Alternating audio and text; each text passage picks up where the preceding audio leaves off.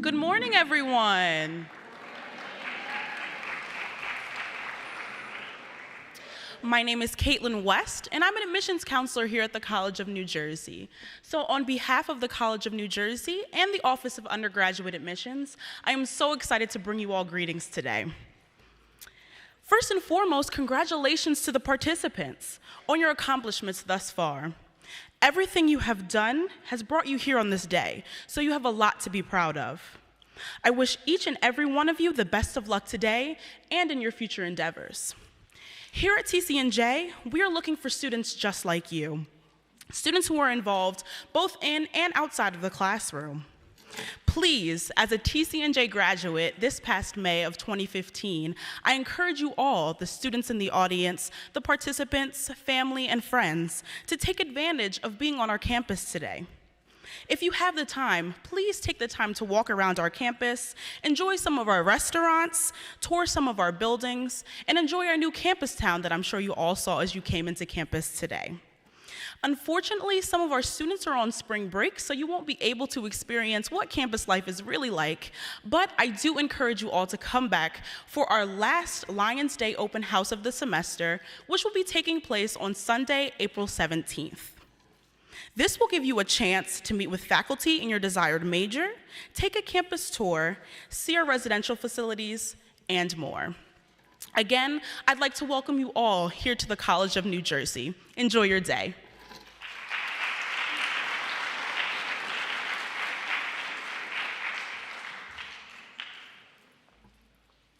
Thank you, Caitlin. Good morning, everyone. I'm Sharon Burton Turner, and I'm First Vice Chair of the New Jersey State Council on the Arts. I'm here on behalf of my fellow council members and our chair, Liz Mattson. We want to welcome you here to the 2016 New Jersey Poetry Out Loud Finals. And I must say, and this is the truth, of all of the council programs, and for those of you who've seen me before, you know this one is my favorite. I love this one. I want to thank the College of New Jersey for working with us again this year, and I also want to recognize a few special guests who've joined us today. My fellow council member, Joyce Gore. Joyce? Gary Blackman, who's up there somewhere. Hi, Gary. And I'm really pleased to share with you this morning our New Jersey Poetry Out Loud State Champion from 2011, Clarissa Lotson. Clarissa, would you please stand up? Good to see you again. Now, you may have noticed the cameras in the room. Thanks again to PCK Media, this event is not only being recorded for posterity and promotion, but we're also being live webcast. So, where's the camera? Hi, everybody. Glad you're with us. I want to thank the National Endowment for the Arts and the Poetry Foundation Poetry Out Loud, because this is a program that we've been bringing to New Jersey students for 11 years. And over the years, just as the program has grown, the number of students, schools, and teachers who participate has grown, as well as our list of partners. None of the work that happens all year long would be possible without the dedication and the expertise of our partners around the state. I want to quickly mention and thank Playwrights Theatre of New Jersey, the council's main partner throughout the year, and the artistic director of Playwright, John Petrowski. John is here, but he's literally in the back. Thanks, John. I'd like to give a special thank you to our Poetry Out Loud State Coordinator, Kay Patusik, who's up with the judges right now. Kay? Okay, good to see you. And I want to thank Robin Middleman of the council staff, along with Danielle and Tammy, who also have worked very hard on this endeavor. And Robin, literally, from the very beginning, 11 years ago, she began this. Robin, where are you? She's always hiding. And as again, this is my favorite event, the culmination of a year of hard work, competition, and exceptional talent. For those of you who are seeing this for the first time, sit back, you're in for a real treat. I want to congratulate the students competing today and wish you all the very best. And without further ado, I want to bring out the person who's going to get us started and keep us on track, our MC for the morning, the noted poet, teacher, mentor, teaching artist, and someone who's been dedicated to this program and these students for some time. Please join me in welcoming BJ Ward. BJ?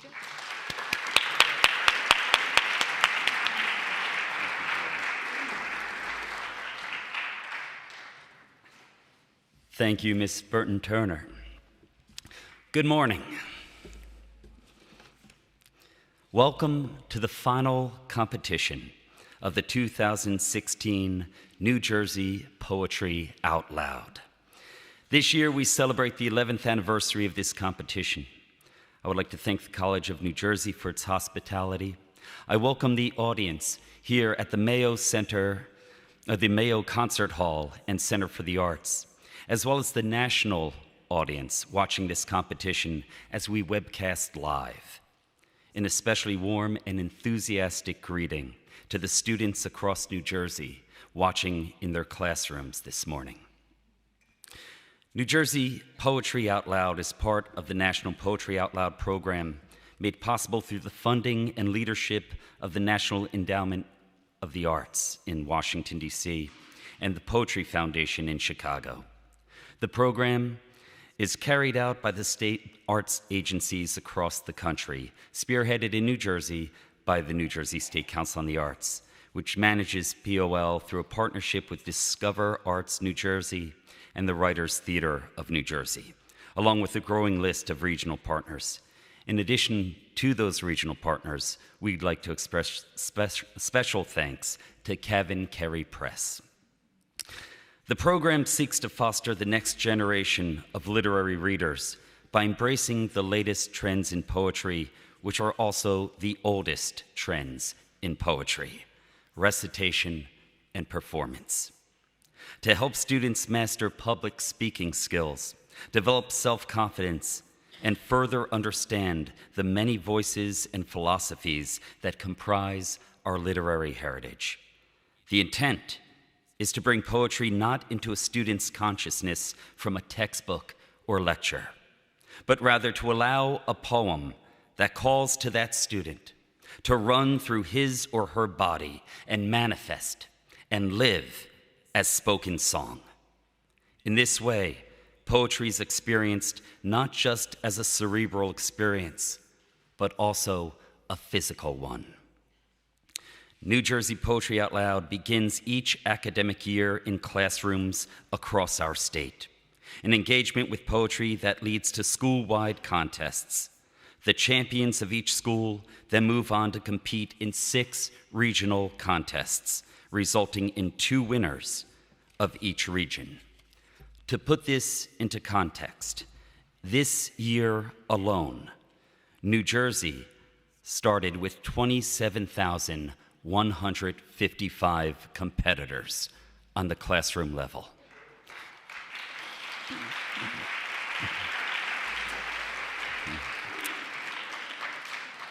I am proud to say our state is second in participation only to California.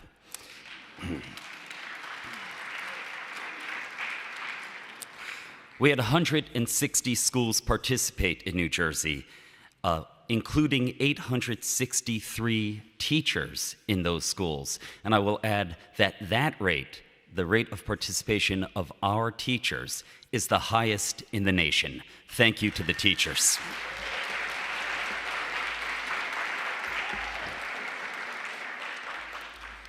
So, out of 27,155 entrants, you're about to experience the recitations of the top 12. These 12 regional champions are competing here today, each vying to be named state champion. Our winner today will go on to represent the great state of New Jersey at the National Finals in Washington, D.C. in early May. Charged with selecting our state champion today, the participants, family, and friends to take advantage of being on our campus today. If you have the time, please take the time to walk around our campus, enjoy some of our restaurants, tour some of our buildings, and enjoy our new campus town that I'm sure you all saw as you came into campus today. Unfortunately, some of our students are on spring break, so you won't be able to experience what campus life is really like, but I do encourage you all to come back for our last Lions Day open house of the semester, which will be taking place on Sunday, April 17th. This will give you a chance to meet with faculty in your desired major, take a campus tour, see our residential facilities, and more. Again, I'd like to welcome you all here to the College of New Jersey. Enjoy your day.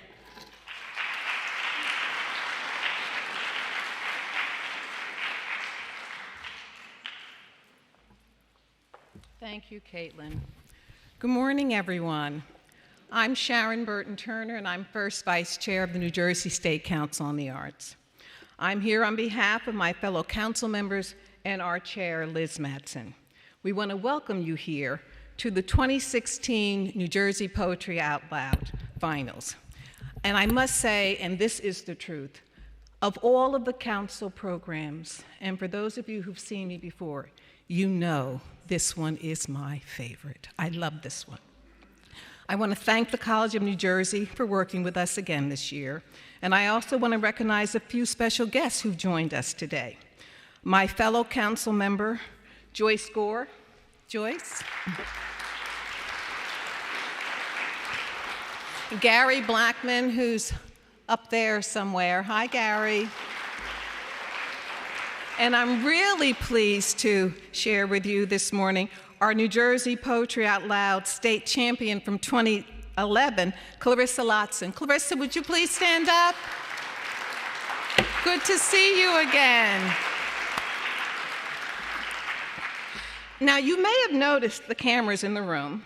Thanks again to PCK Media, this event is not only being recorded for posterity and promotion, but we're also being live webcast. So, where's the camera? Hi, everybody. Glad you're with us. I want to thank the National Endowment for the Arts and the Poetry Foundation Poetry Out Loud, because this is a program that we've been bringing to New Jersey students for 11 years. And over the years, just as the program has grown, the number of students, schools, and teachers who participate has grown, as well as our list of partners. None of the work that happens all year long would be possible without the dedication and the expertise of our partners around the state. I want to quickly mention and thank Playwrights Theatre of New Jersey, the council's main partner throughout the year, and the artistic director of Playwright, John Petrowski. John is here, but he's literally in the back. Thanks, John. I'd like to give a special thank you to our Poetry Out Loud State Coordinator, Kay Patusik, who's up with the judges right now. Kay? Okay, good to see you. And I want to thank Robin Middleman of the council staff, along with Danielle and Tammy, who also have worked very hard on this endeavor. And Robin, literally, from the very beginning, 11 years ago, she began this. Robin, where are you? She's always hiding. And as again, this is my favorite event, the culmination of a year of hard work, competition, and exceptional talent. For those of you who are seeing this for the first time, sit back, you're in for a real treat. I want to congratulate the students competing today and wish you all the very best. And without further ado, I want to bring out the person who's going to get us started and keep us on track, our MC for the morning, the noted poet, teacher, mentor, teaching artist, and someone who's been dedicated to this program and these students for some time. Please join me in welcoming BJ Ward. BJ?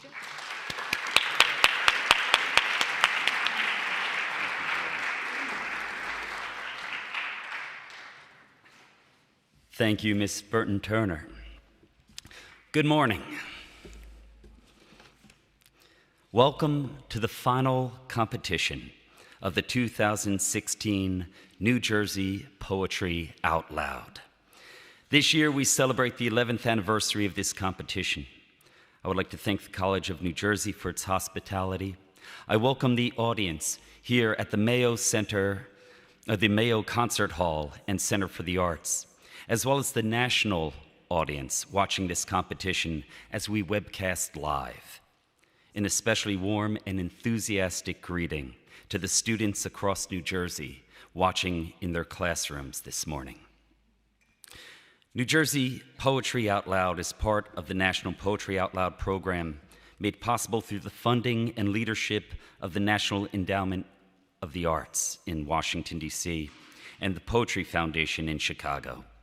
The program is carried out by the state arts agencies across the country, spearheaded in New Jersey by the New Jersey State Council on the Arts, which manages POL through a partnership with Discover Arts New Jersey and the Writers Theatre of New Jersey, along with a growing list of regional partners. In addition to those regional partners, we'd like to express special thanks to CavanKerry Press. The program seeks to foster the next generation of literary readers by embracing the latest trends in poetry, which are also the oldest trends in poetry: recitation and performance. To help students master public speaking skills, develop self-confidence, and further understand the many voices and philosophies that comprise our literary heritage. The intent is to bring poetry not into a student's consciousness from a textbook or lecture, but rather to allow a poem that calls to that student to run through his or her body and manifest and live as spoken song. In this way, poetry is experienced not just as a cerebral experience, but also a physical one. New Jersey Poetry Out Loud begins each academic year in classrooms across our state, an engagement with poetry that leads to school-wide contests. The champions of each school then move on to compete in 6 regional contests, resulting in 2 winners of each region. To put this into context, this year alone, New Jersey started with 27,155 competitors on the classroom level.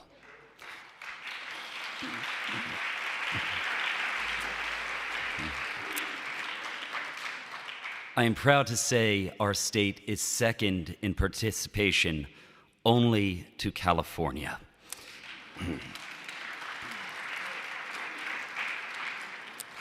We had 160 schools participate in New Jersey, including 863 teachers in those schools. And I will add that rate, the rate of participation of our teachers, is the highest in the nation. Thank you to the teachers.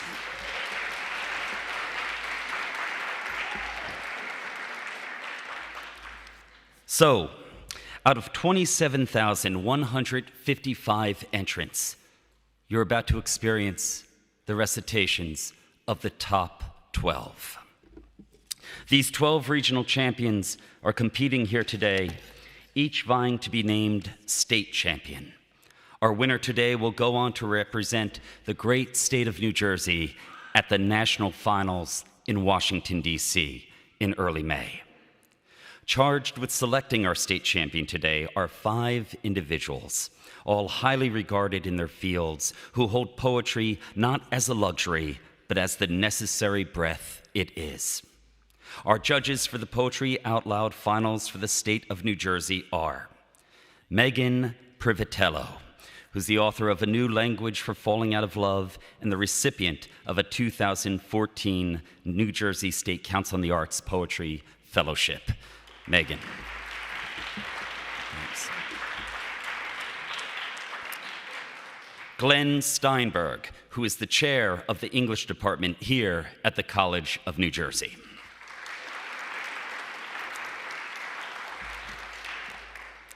As Ms. Burton Turner mentioned, one of the judges today is our 2011 New Jersey Poetry Out Loud State Champion, Clarissa Lotzen.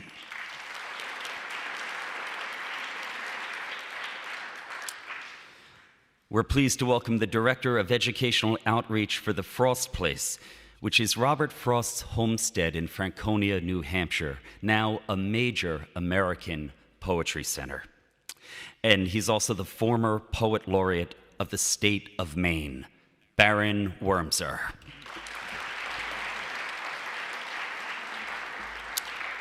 Our accuracy judge this morning is Danielle Constance, the production stage manager for Playwrights Theatre of New Jersey.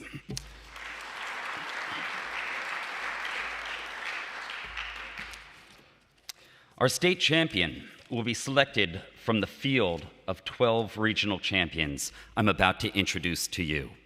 I encourage your support and applause for each and every one of these extraordinary high school students. They are Claire Choi, Northern Valley Regional High School.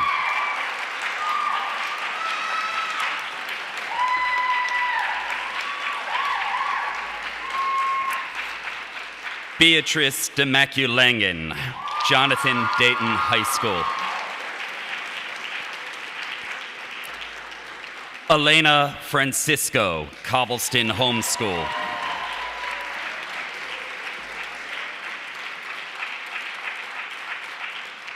Nicole Jenkins, Piscataway High School.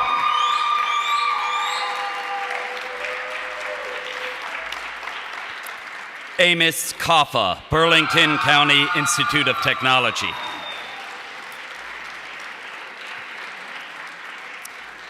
Patrick Monaghan, Red Bank Regional High School.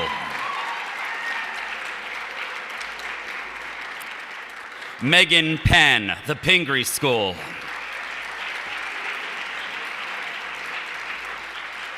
Sabine Pierre, Essex County North, 13th Street Tech.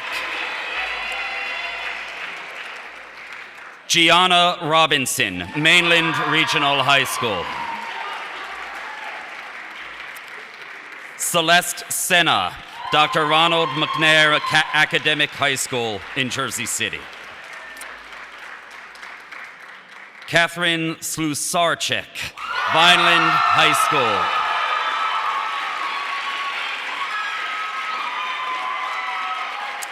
And Brianna Vigorito, Morris County School of Technology.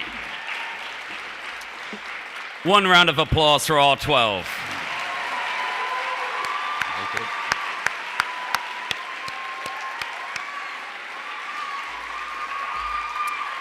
Good.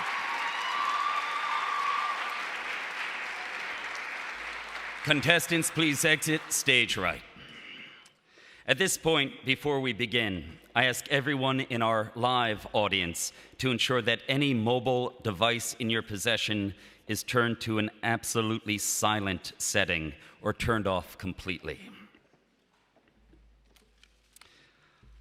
I would also like to note a change in your program. Our musicians today are Josh Robinson on percussion and John Stanger on keyboards. Give them a hand.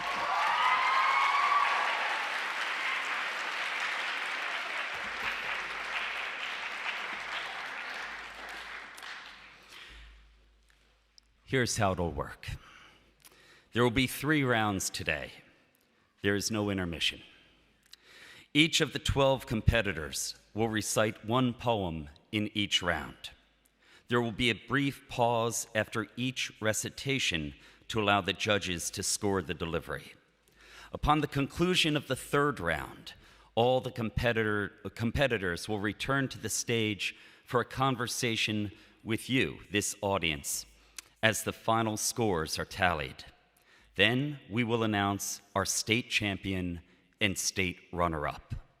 Our state champion will receive an all-expenses-paid trip to the National Finals in Washington, D.C. Furthermore, his or her teacher will receive free tuition and lodging for the Frost Place Conference for Teachers this June, thanks to the generosity of CavanKerry Press. Now, without further ado, I present to you the state finals of the 2016 New Jersey Poetry Out Loud competition. Enjoy.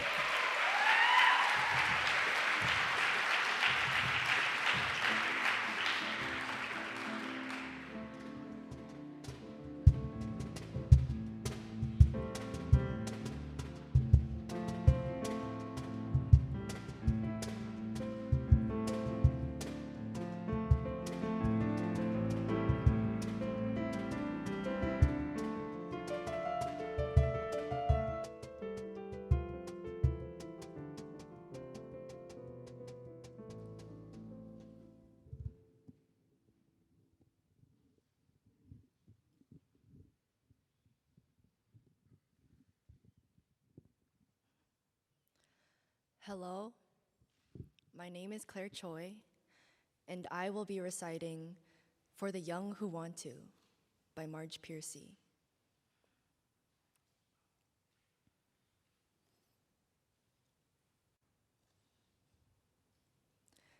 Talent is what they say you have after the novel is published and favorably reviewed.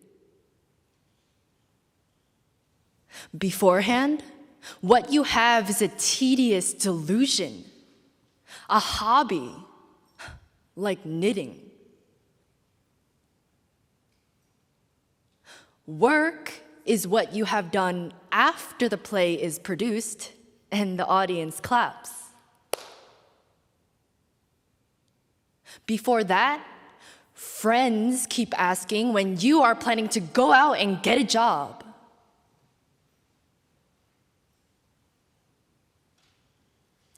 Genius is what they know you had after the 3rd volume of remarkable poems.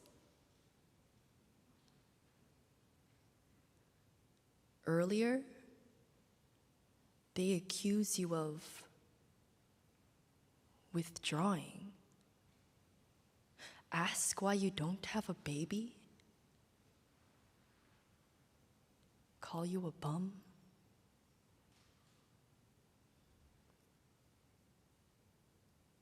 The reason people want MFAs? Take workshops with fancy names when all you can really learn is a few techniques, typing instructions and somebody else's mannerisms. Is that every artist lacks a license to hang on the wall, like your optician. Your vet, proving you may be a clumsy sadist whose feelings fall into the stew, but you're certified a dentist.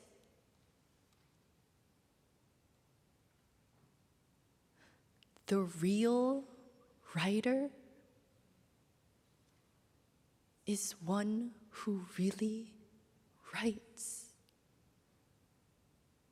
Talent is an invention, like phlogiston after the fact of fire.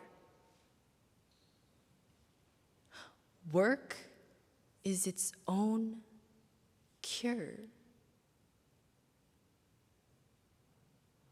You have to like it better than being loved. Thank you.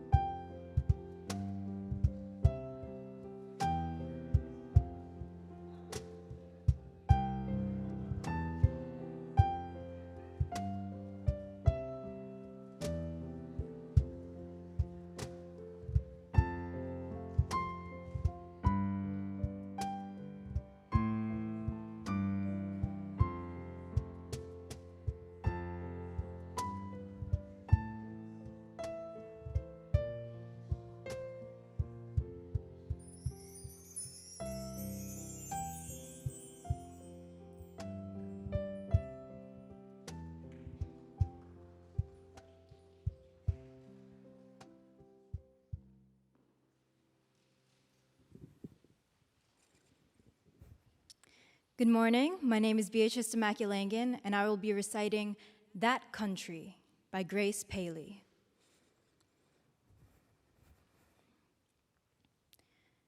This is about the women of that country. Sometimes they spoke in slogans. They said, "We patch the roads as we patch our sweetheart's trousers.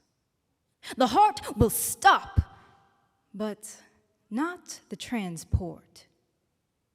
They said, "We have ensured production, even near bomb craters."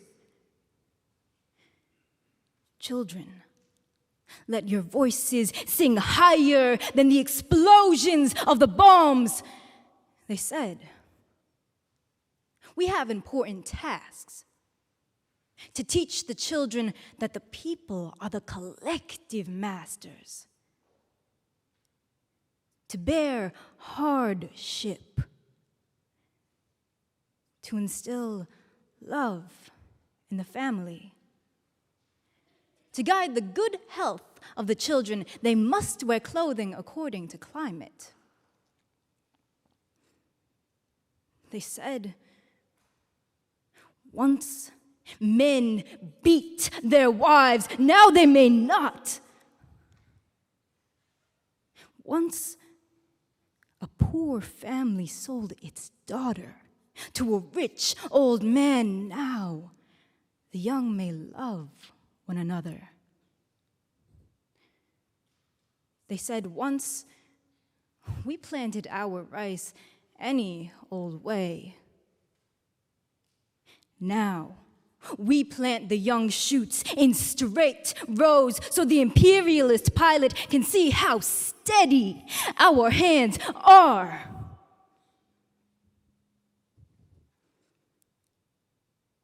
In the evening, we walked along the shores of the Lake of the Restored Sword. I said, is it true? We are sisters. They said, yes, we are of one family.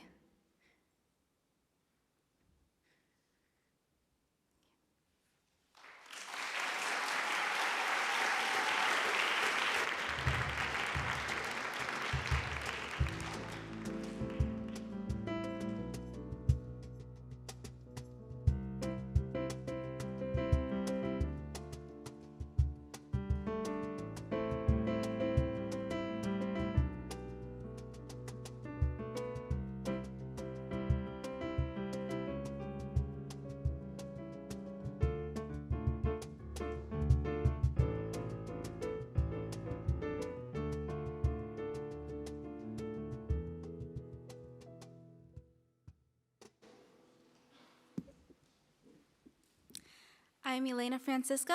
I will be reciting The Cities Inside Us by Alberto Rios. We live in secret cities, and we travel unmapped roads. We speak words between us that we recognize, but which cannot be looked up. They are our words. They come from very far inside our mouths. You and I, we are the secret citizens of the city inside us. And inside us, there go all the cars we have driven and seen. There are all the people we know and have known. There are all the places that are, but which used to be as well. This is where they went. They did not disappear. We each take a piece through the eye and through the ear. It's loud inside us in here. And when we speak in the outside world, we have to hope that some of that sound does not come out, that an arm does not reach out in place of the tongue.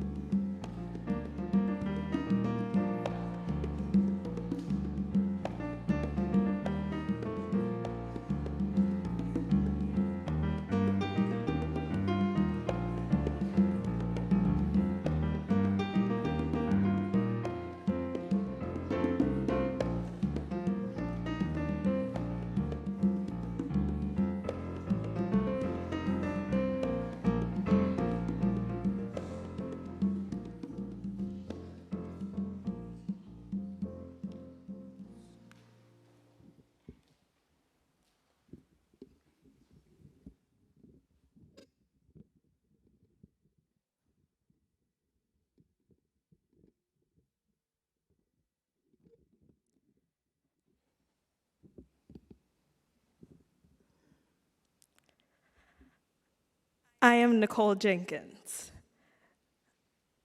Novel by Arthur Rimbaud.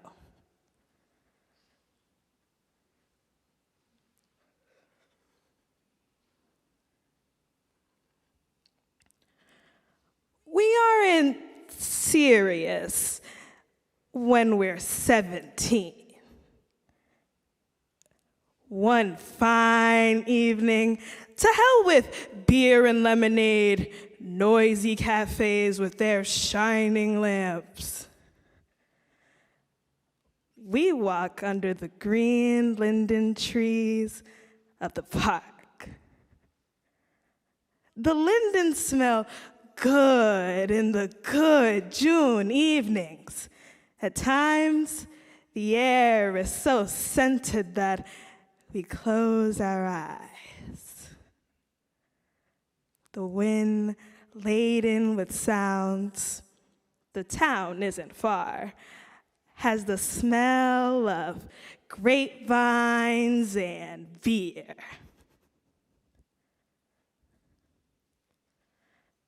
There you can see a very small patch of dark blue, framed by a little branch, pinned up by a naughty star that melts in gentle quivers, small and very white. Night in June, 17 years old. We are overcome by it all.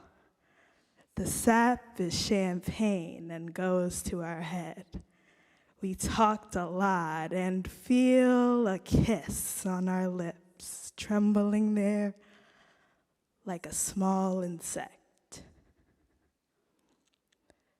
Our wild heart moves through novels like Robinson Crusoe, when, in the light of a pale street lamp, a girl goes by, attractive and charming, under the shadow of her father's terrible collar.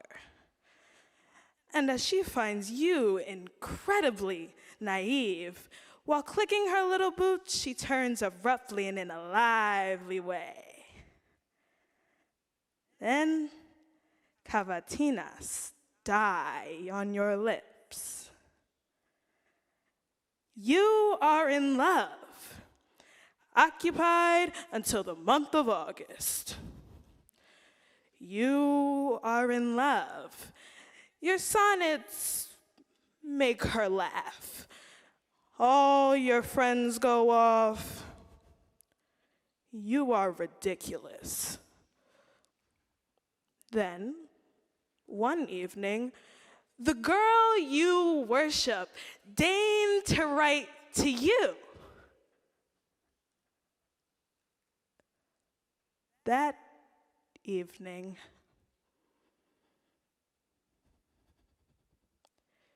you return to the bright cafes.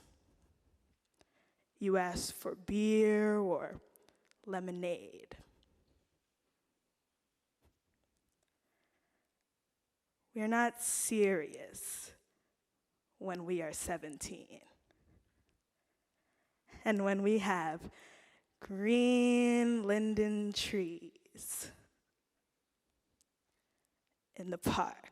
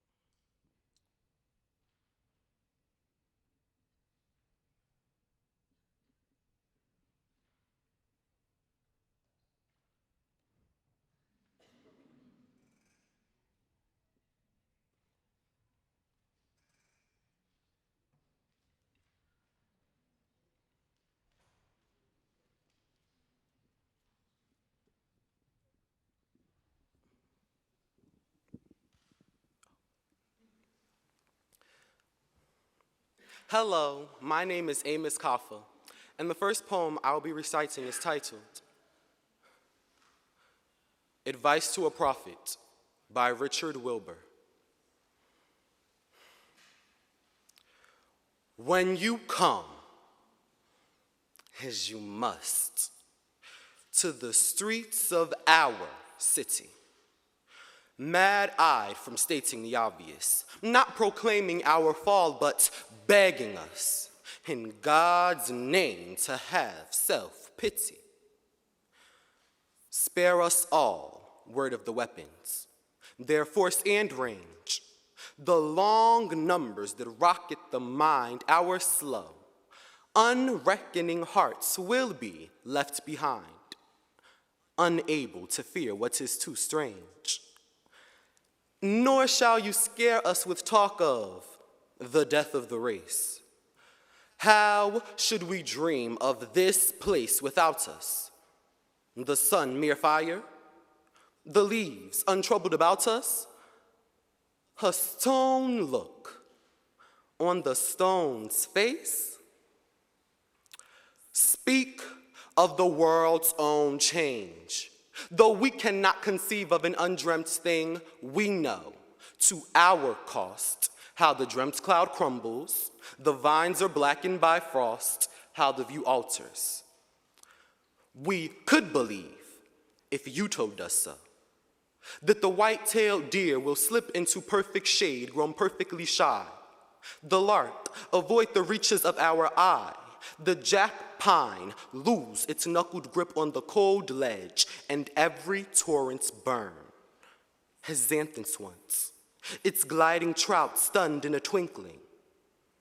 What should we be without the dolphin's ark, the dove's return, these things in which we have seen ourselves and spoken?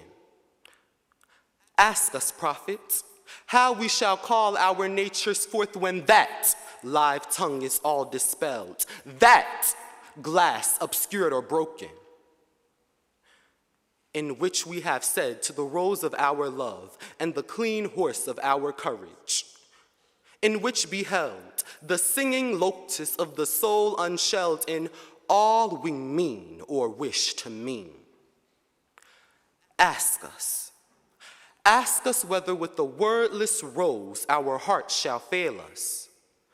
Come demanding whether there shall be lofty or long-standing when the bronze annals of the oak tree close.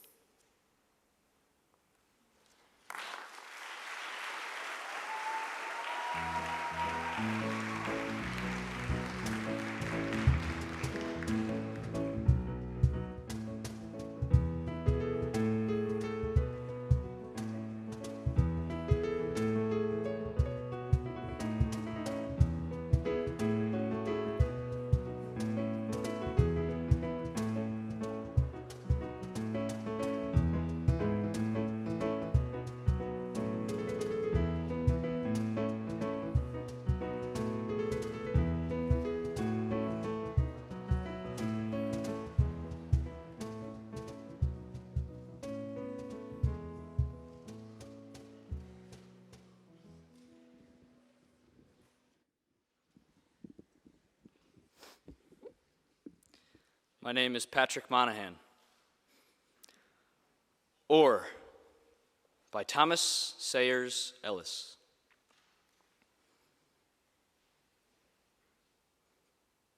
Or Oreo. Or worse. Or ordinary. Or your choice of category.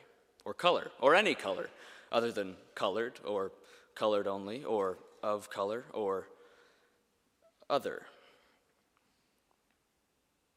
Or theory, or discourse, or oral territory, Oregon, or Georgia, or Florida Zora, or opportunity, or born poor, or corporate, or more, or a noir, Orpheus, or Senghor, or diaspora, or a horrendous and tore-up journey, or performance, or allegory's armor of ignorant comfort, or worship, or reform, or a sore chorus, or electoral corruption, or important ports of Yoruba, or worry, or neighbor,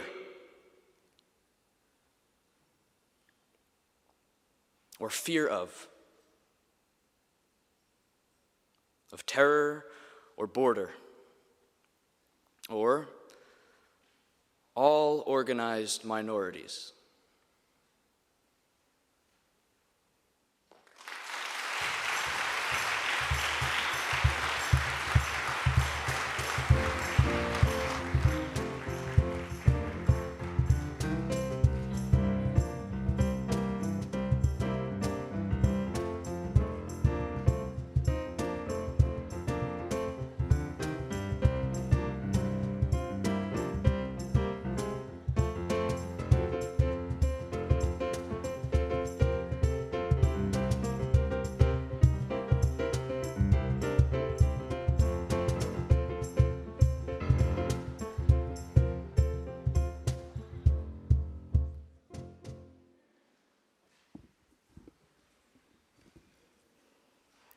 Good morning, everyone. My name is Megan Pan, and I will be reciting Slant by Suji Kwok Kim.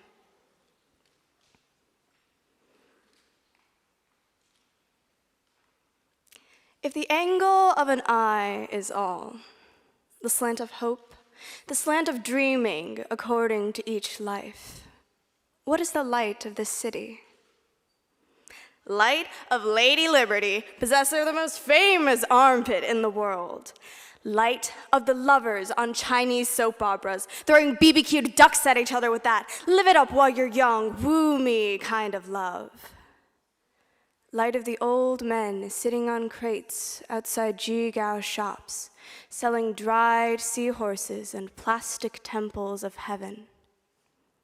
Light of the yin-yang junk palace, light of the golden phoenix hair salon, light of wiggleramas, light of the suntanners in Central Park, turning over like rotisserie chickens sizzling on a spit. Light of the pluck you and gone with the wings fried chicken shops, the parking meter leaners, the glamazons, the oglers, wearing fern-wilting quantities of cologne, strutting, trash-talking, glorious.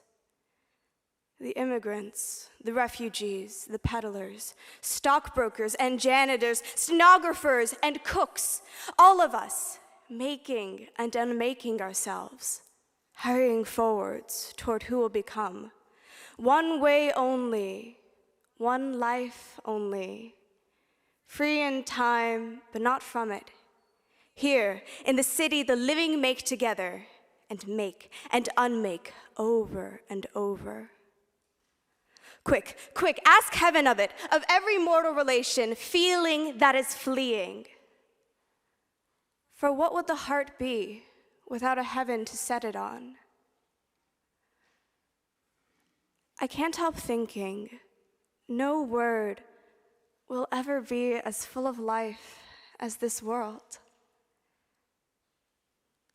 I can't help thinking of thanks. Thank you.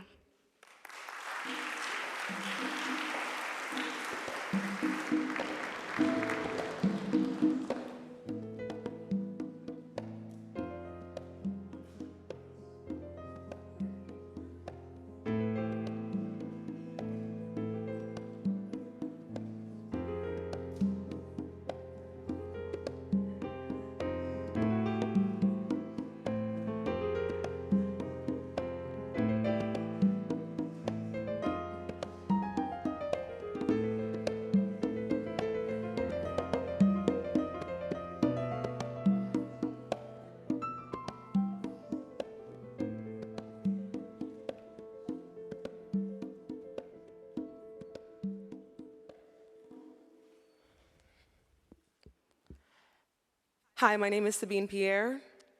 Personal. by Tony Hoagland.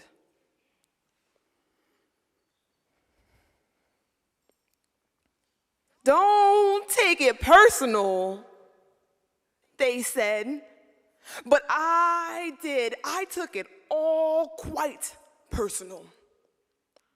The breeze, the river, the color of the fields, the price of grapefruit and stamps, the wet hair of women in the rain, and I cursed what hurt me.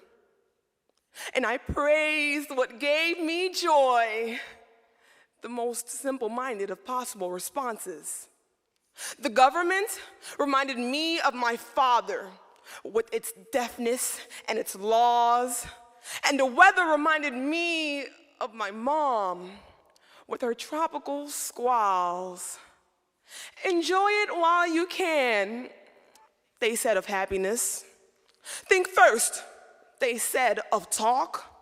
Get over it, they said at the School of Broken Hearts, but I couldn't and I didn't, and I don't believe in the clean break.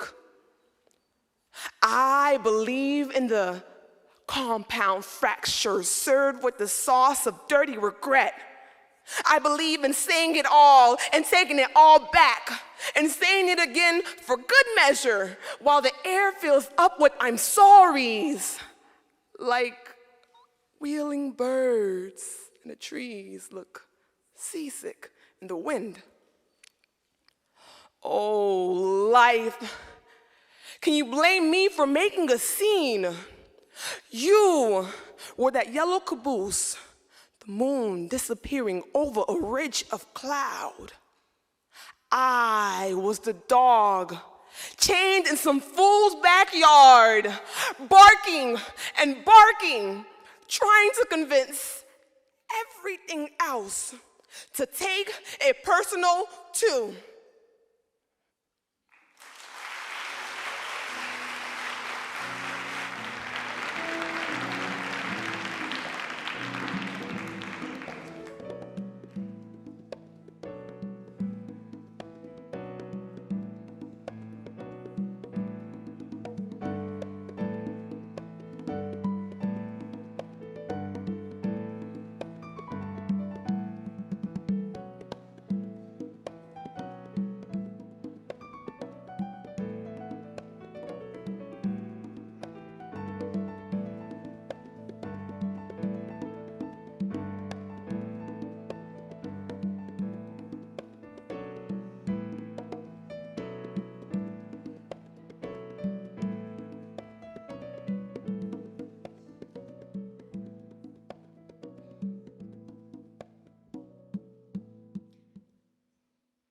Hi, I'm Gianna Robinson, and this is Insomnia by Dante Gabriel Rossetti. Thin are the night skirts left behind. By daybreak, hours that onward creep. And thin, alas, the shred of sleep that wavers with the spirit's wind. But in half dreams that shift and roll, and still remember and forget, my soul this hour has drawn your soul a little nearer yet. Our lives most dear are never near, our thoughts are never far apart, though all that draws us heart to heart seems fainter now, and now more clear. Tonight, love claims his full control, and with desire and with regret, my soul this hour has drawn your soul a little nearer yet. Is there a home where heavy earth melts to bright air that breathes no pain, where water leaves no thirst again, and springing fire is love's new birth? If faith long bound to one true goal, may there at length its hope beget. My soul that hour shall draw your soul forever nearer yet. Thank you.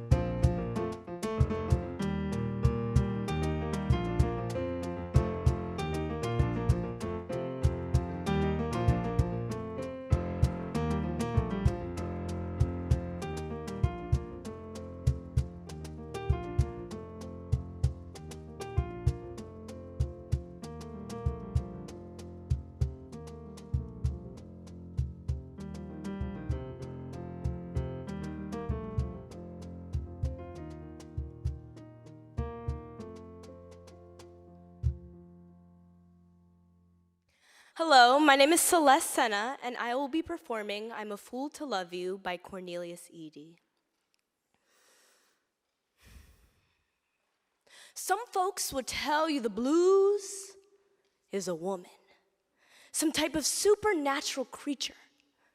My mother would tell you, if she could, about her life with my father, a strange and sometimes cruel gentleman. She'd tell you about the choices a young black woman faces. Is falling in love with some man a deal with the devil? In blue terms, the tongue we use when we don't want nuance to get in the way, when we need to talk straight. My mother chooses my father after choosing a man who was, as we sing it, of no account. This man made my father look good. That's how bad it was. He made my father seem like an island in the middle of a stormy sea. He made my father look like a rock. And is the blues the moment you realize you exist in a stacked deck? You look in the mirror at your young face, the face my sister carries, and you know it's the only leverage you've got. Does this create a hurt that whispers, how you gonna do? Is the blues the moment you shrug your shoulders and agree that a girl without money is nothing? Dust to be pushed around by any old breeze. Compared to this, my father seems briefly to be a fire escape. This is the way the blues works. Its sorry wonders makes trouble look like a feather bed. It makes the wrong man's kisses a healing. Thank you.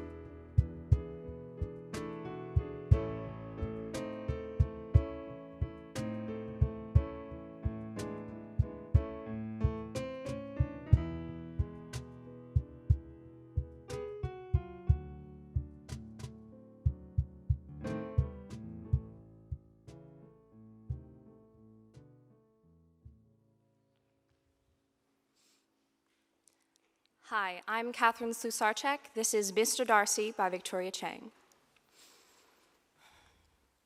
In the end, she just wanted the house and a horse, not much more.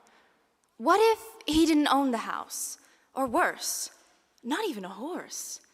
How do we separate the things from a man, the man from the things? Is a man still the same without his reins?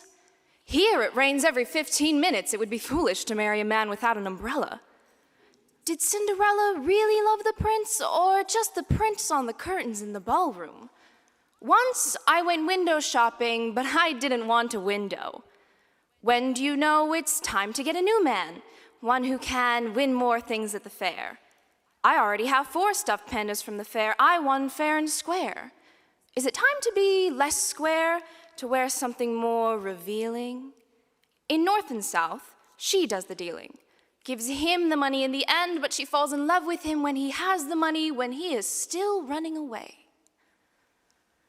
If the water is running in the other room, is it wrong for me to not want to chase it because it owns nothing else? When I wave to a man I love, what happens when another man with a lot more bags waves back?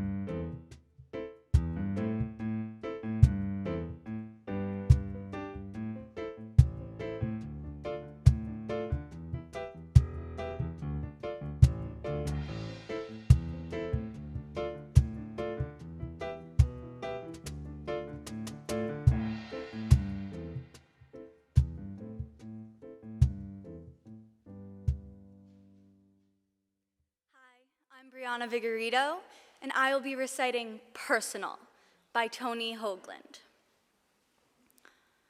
Don't take it personal, they said, but I did. I took it all quite personal. The breeze and the river and the color of the fields, the price of grapefruit and stamps, the wet hair of women in the rain. And I cursed what hurt me, and I praised what gave me joy.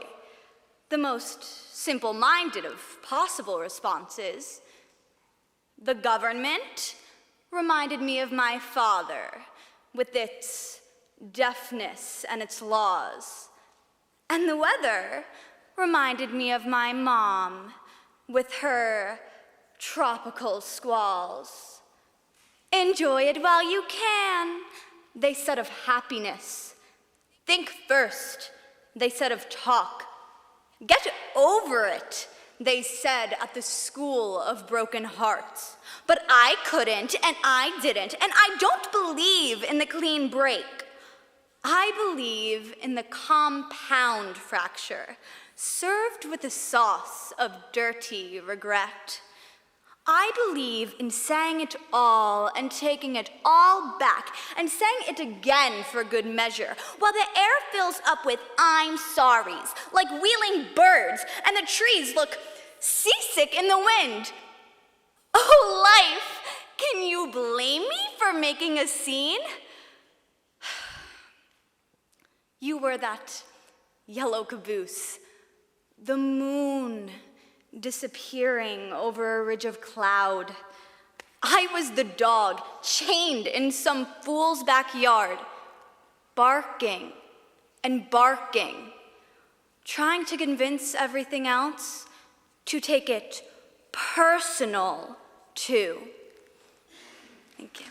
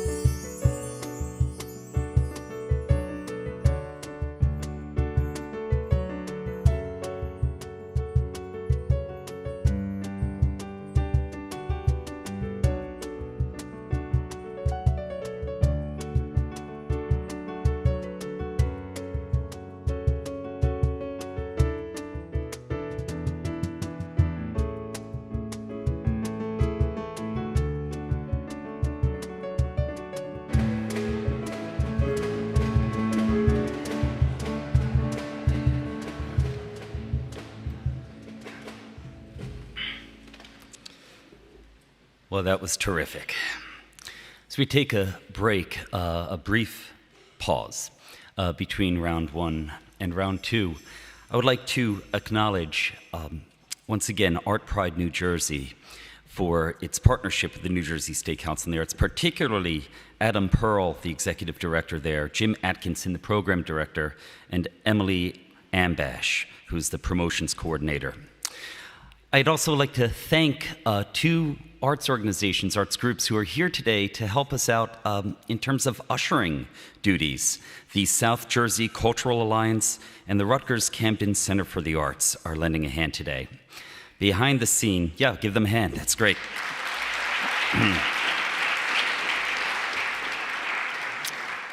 Behind the scenes, we have Kathy Roy, who's here from TCNJ, and Tammy Herman, who is our former Poetry Out Loud statewide coordinator.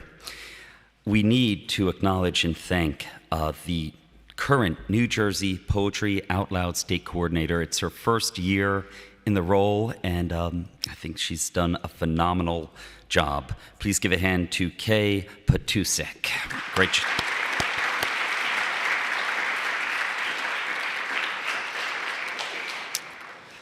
And finally, I would like to acknowledge the presence, and he'll be up here in a little bit to present the award, of a man, the executive director of the New Jersey State Council on the Arts, who's known not only in New Jersey but across the nation for his unwavering advocacy for the palliative qualities of arts education.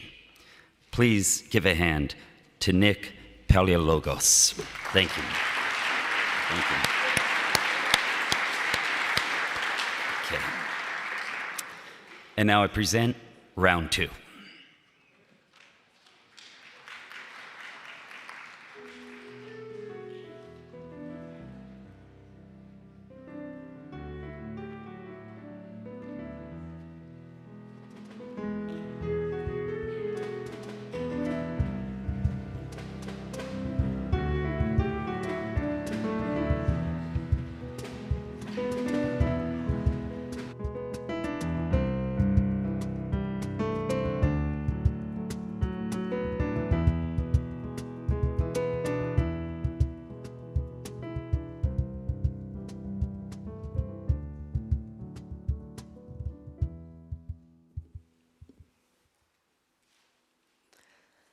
Hello, my name is Claire Choi, and I will be reciting Echo by Christina Rossetti.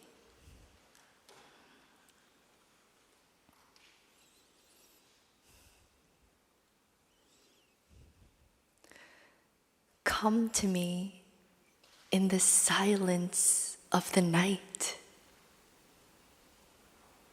Come in the speaking silence of a dream. Come with soft, rounded cheeks and eyes as bright as sunlight on a stream.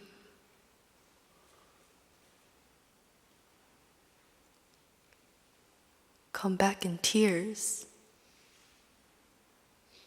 Oh, memory, hope, love of finished years.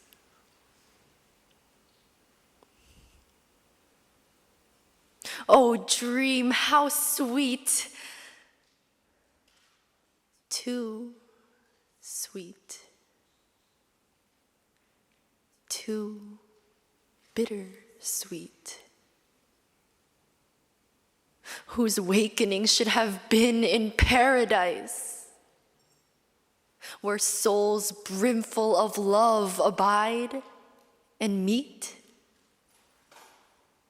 where thirsting, longing eyes watch the slow door,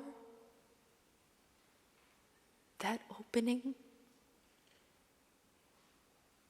letting in, lets out no more.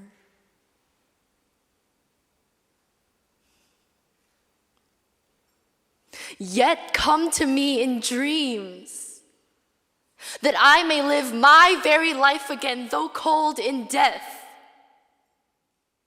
Come back to me in dreams, that I may give pulse for pulse, breath for breath.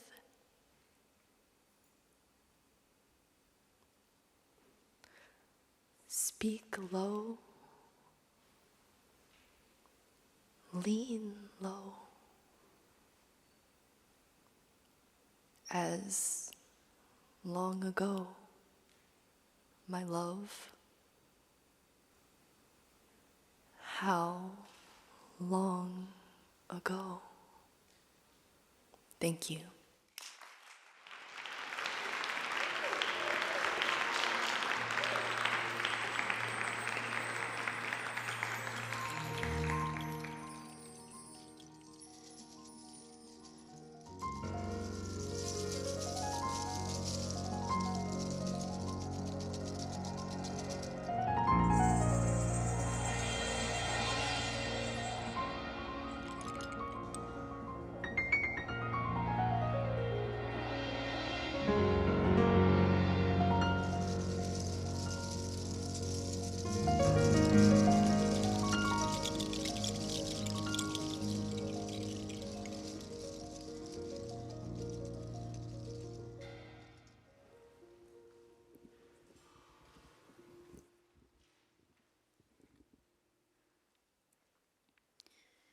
My name is Beatrice de Maculangan, and I will be reciting Let the Light Enter by Frances Ellen Watkins Harper.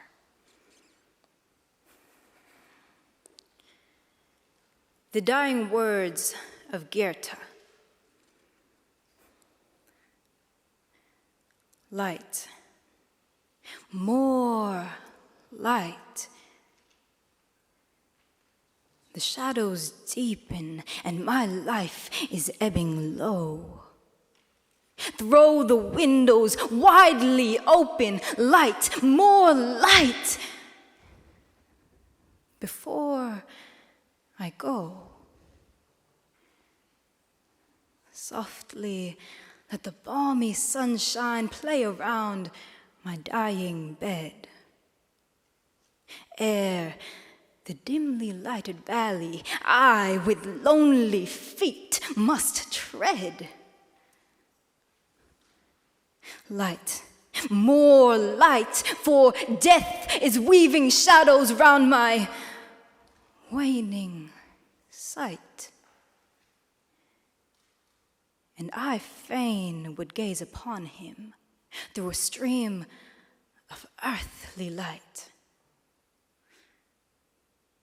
Not for greater gifts of genius, not for thoughts more grandly bright. All the dying poet whispers is a prayer for light, more light. Heeds he not the gathered laurels fading slowly from his sight? All the poet's aspirations center in that prayer for light.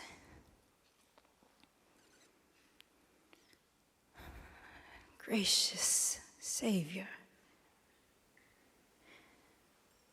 when life's daydreams melt and vanish from the sight, may our dim and longing vision then be blessed with light. More light.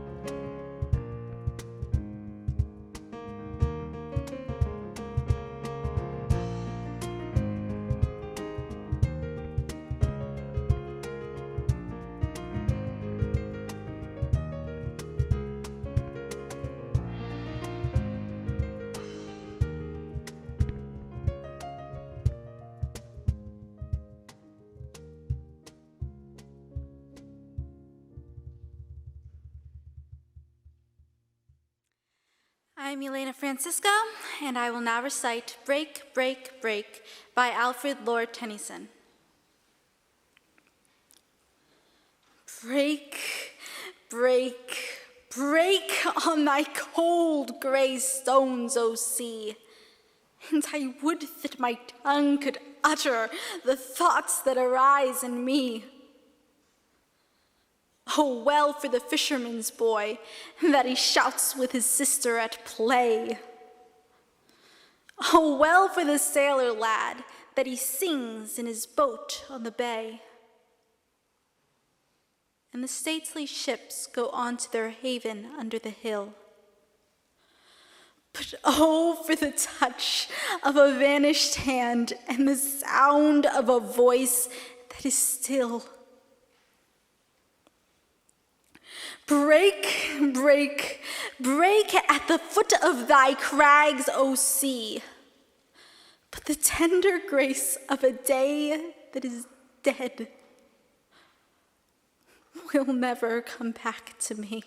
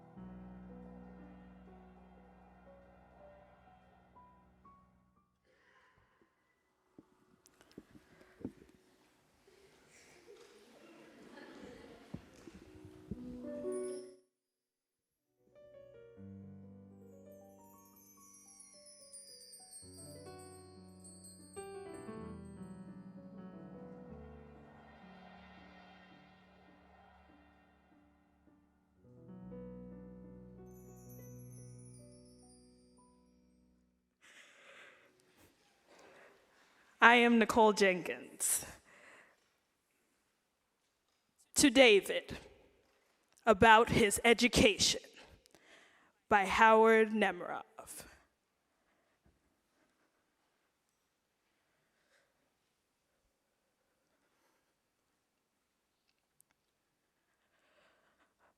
The world is full of mostly invisible things, and there is no way but putting the mind's eye or its nose in a book to find them out.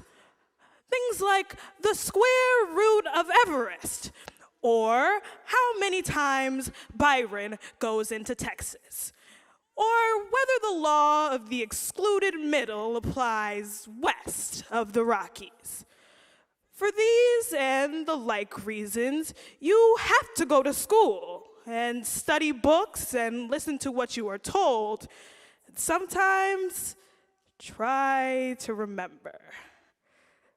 Though I don't know what you will do with the mean annual rainfall on Plato's Republic, or the calorie content of the diet of worms, such things are said to be good for you.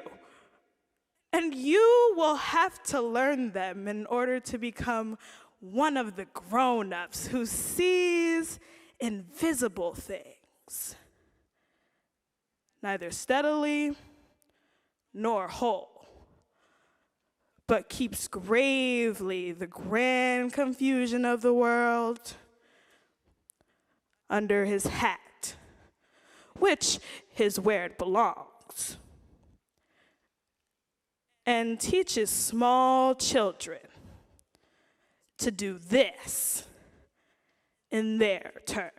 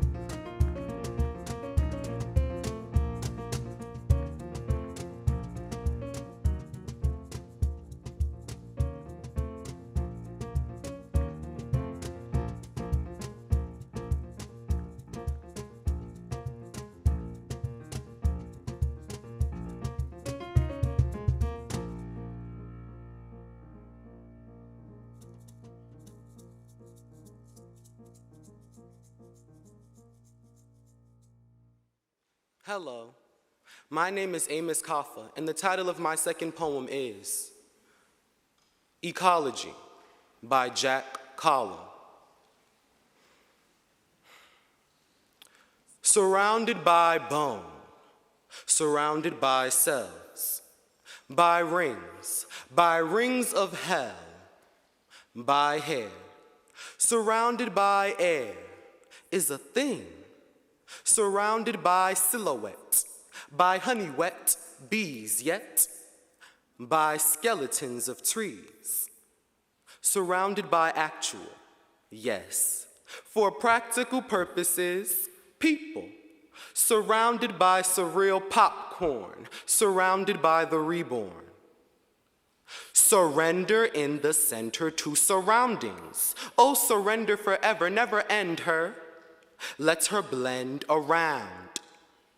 Surrender to the surroundings that surround the tender endo. Surrender, that tumble through the tumbling to that. Blue that curls around the crumbling to that. The blue that rumbles under the sun, bounding the pearl that we walk on. Talk on, we can chalk that up to experience, sensing the brown here that's blue now.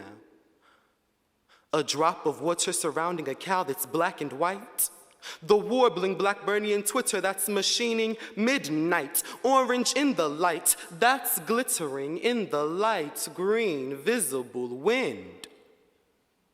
That's the ticket to the tunnel through the thicket. That's a cricket's funnel of music to correct and pick it out from under the wing that whirls up, over, and out.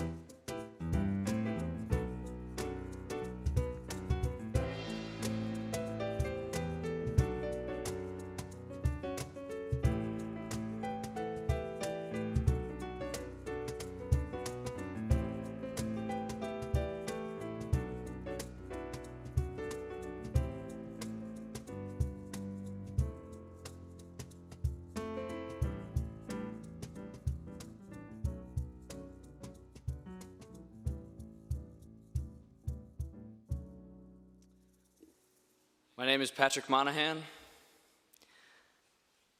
Sonnet 29, When in Disgrace with Fortune and Men's Eyes, by William Shakespeare.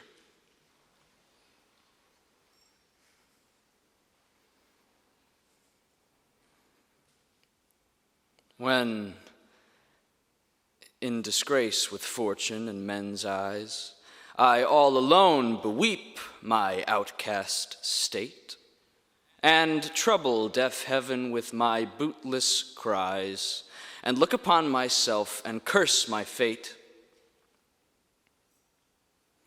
wishing me like to one more rich in hope, featured like him with friends possessed, desiring this man's art and that man's scope, with what I most enjoy, contented least. Yet in these thoughts, myself almost despising, haply, I think on thee. And then my state, like to the lark at break of day arising from sullen earth, sings hymns at heaven's gate. For thy sweet love remembered, such wealth brings, that then I scorn to change my state with kings.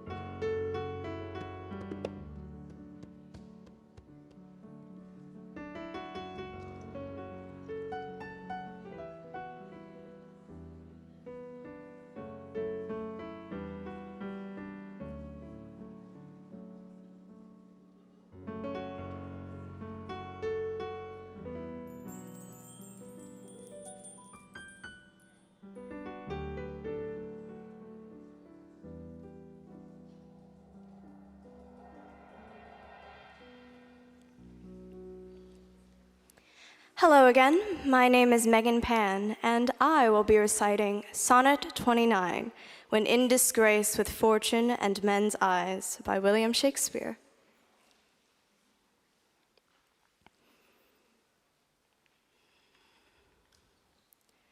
When in disgrace with fortune and men's eyes, I all alone beweep my outcast state, and trouble deaf heaven with my bootless cries, and look upon myself and curse my fate, wishing me like to one more rich in hope, featured like him with friends possessed, desiring this man's art and that man's scope, with what I most enjoy, contented least. Yet, in these thoughts, myself almost despising, haply I think on thee. And then my state, like to the lark at break of day arising, from sullen earth sings hymns at heaven's gate.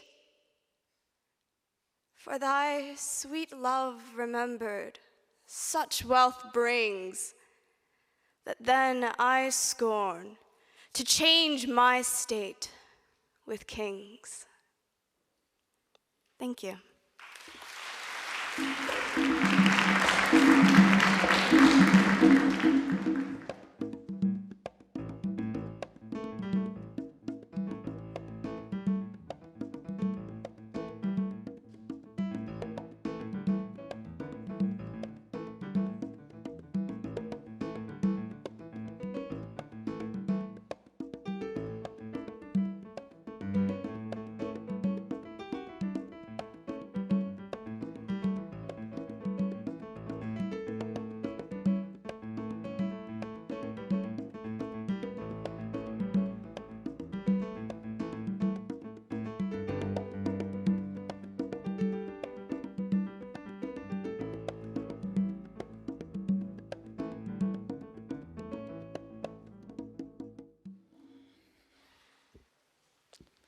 Hey guys again, my name is Sabine Pierre, Hip Hop Gazelle by Patricia Smith. Gotta love us brown girls, munching on fat, swinging blue hips, decked out in shells and splashes, Lordy, bringing them woo hips. As the jukebox teases, watch my sister's throat the heartbreak, inhaling bass line, cracking backbone, singing through hips. Like something boneless, we glide silent, seeping between floorboards, wrapping around the hymns and ooh-wee!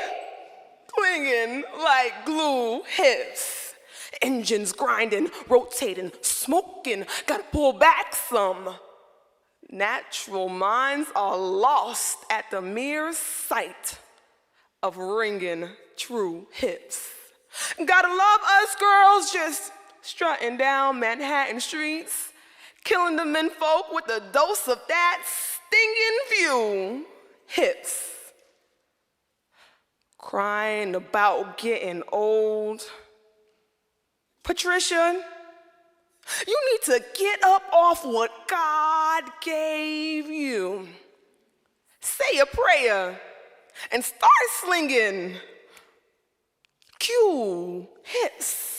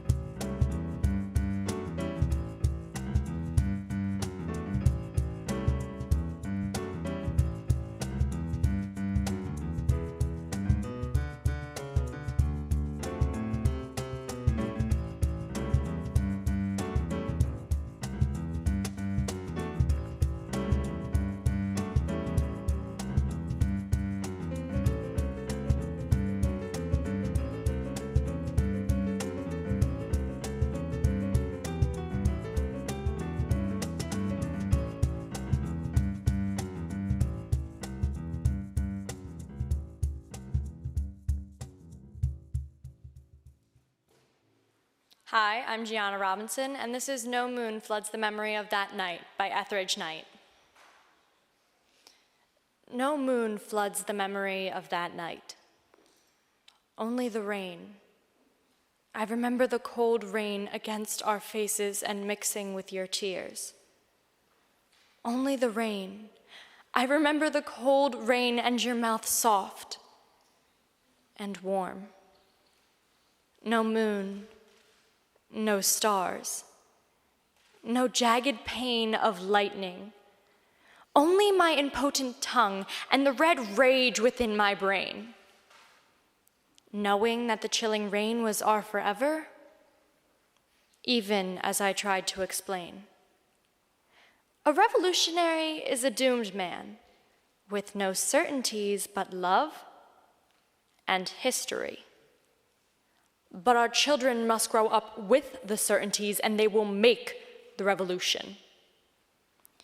By example, we must show the way so plain that our children go neither right nor left, but straight to freedom. No, you said, and you left. No moon floods the memory of that night. Only the rain. I remember the cold rain and praying that like the rain returns to the sky, you would return to me again. Thank you.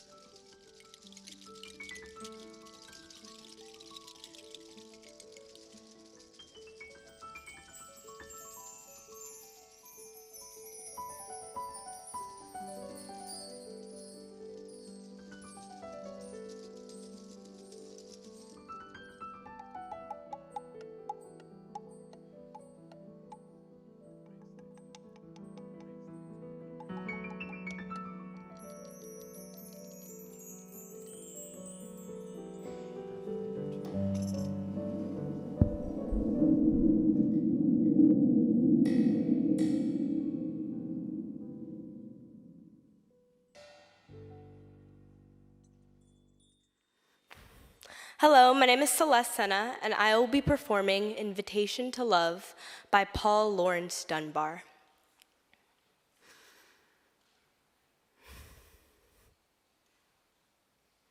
Come when the nights are bright with stars, or come when the moon is mellow.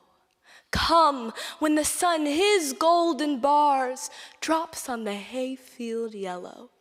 Come in the twilight soft and gray. Come in the night or come in the day. Come, oh love, whenever you may.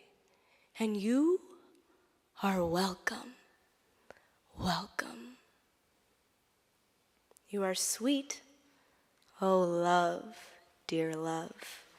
You are soft as a nesting dove. Come to my heart and bring it to rest as a bird flies home to its welcome nest. Come when my heart is full of grief, or when my heart is merry. Come with the falling of the leaf, or with the reddening cherry. Come when the year's first blossom blows. Come when the summer gleams and glows. Come with the winter's drifting snows. And you are welcome. Welcome. Thank you.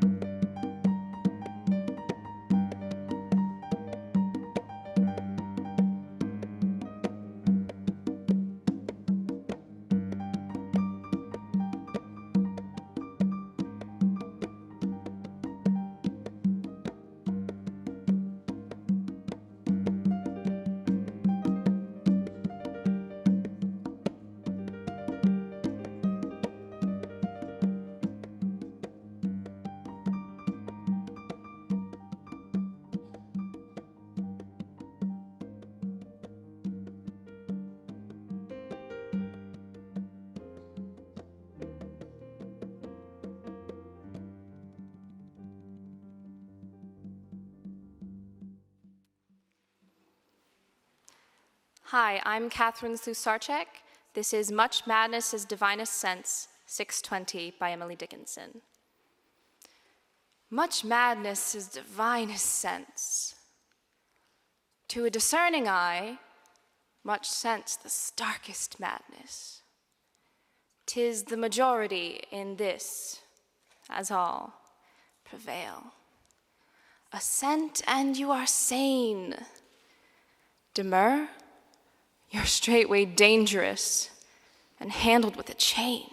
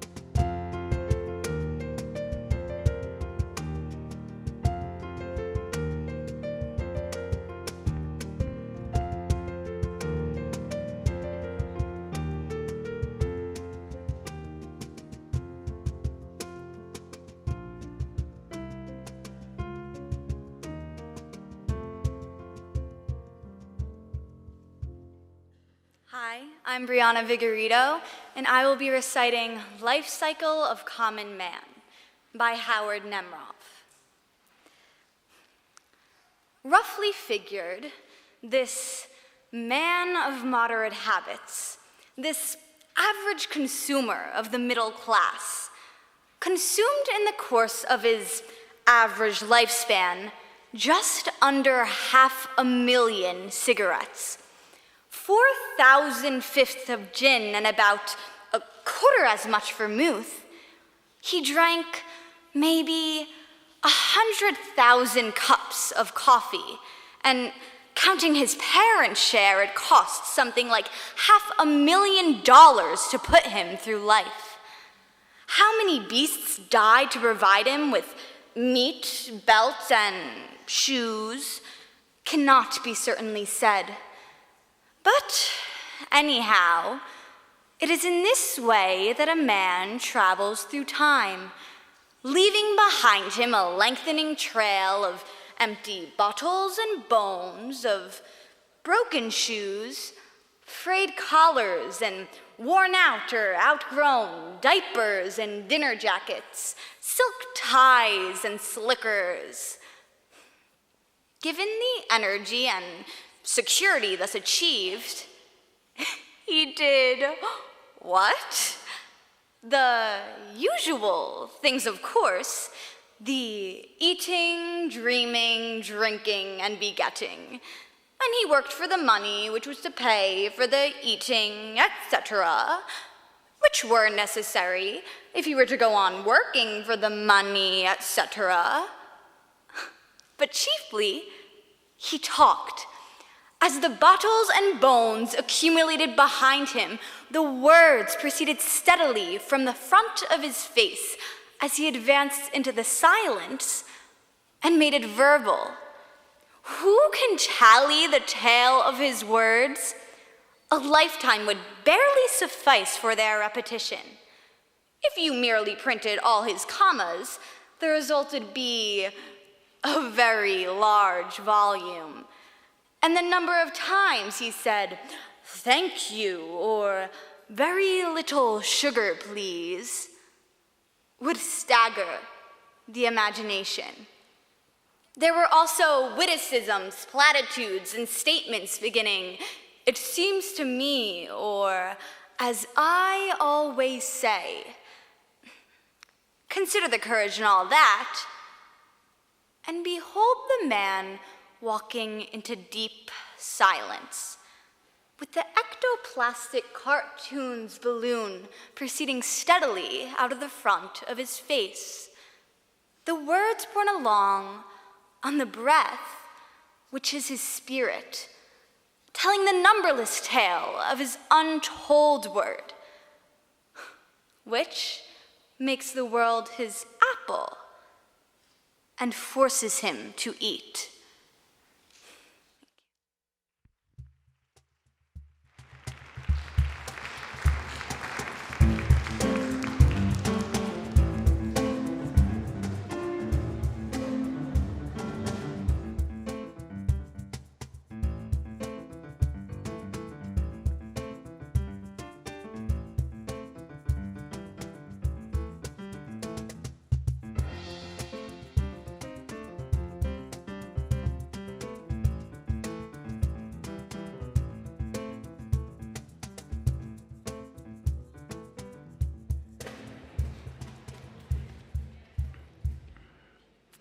That's Josh Robinson on percussion, John Stanger on keyboards. Great.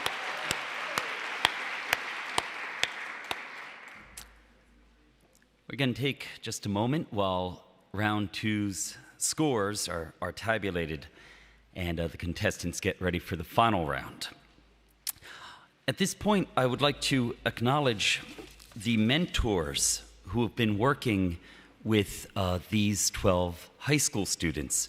And there are two sets of mentors. There are the individual high school teachers who are listed in your program. And then for the last 2, 3, or 4 weeks, depending on when the regional championship was, these students have been working with another mentor provided by the New Jersey State Council on the Arts. And I'd like to just acknowledge them for the work they've done in the last couple weeks with these extraordinary high school performers. Eloise Bruce is a poet and a teaching artist. Gail Benjamin, a performing artist and spoken word artist. Lamont Dixon, a teaching artist and performance poet. Andy Hockman, a teaching artist and journalist. Arthur Wilson, a performing artist and teaching artist. And I was the 6th mentor. So thank you to my fellow mentors, and thank you to the New Jersey State Council on the Arts.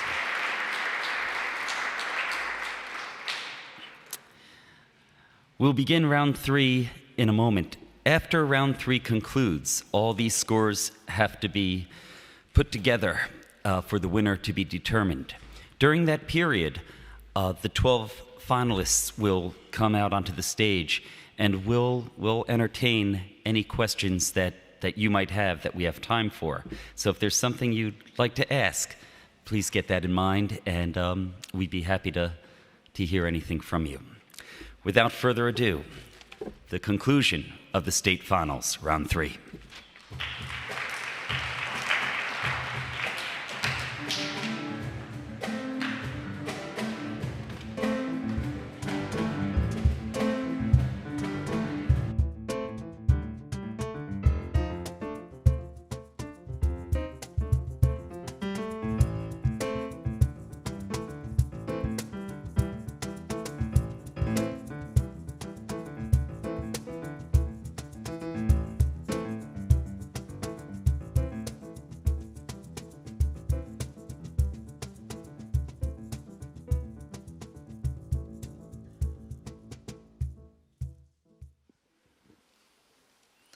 Hello, my name is Claire Choi, and I will be reciting It Isn't Me by James Lasden.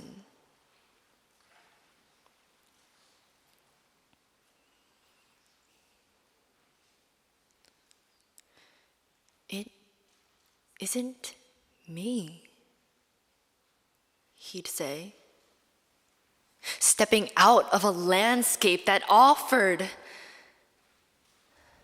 he'd thought, the backdrop to a plausible existence until he entered it. It's just not me, he'd murmur, walking away.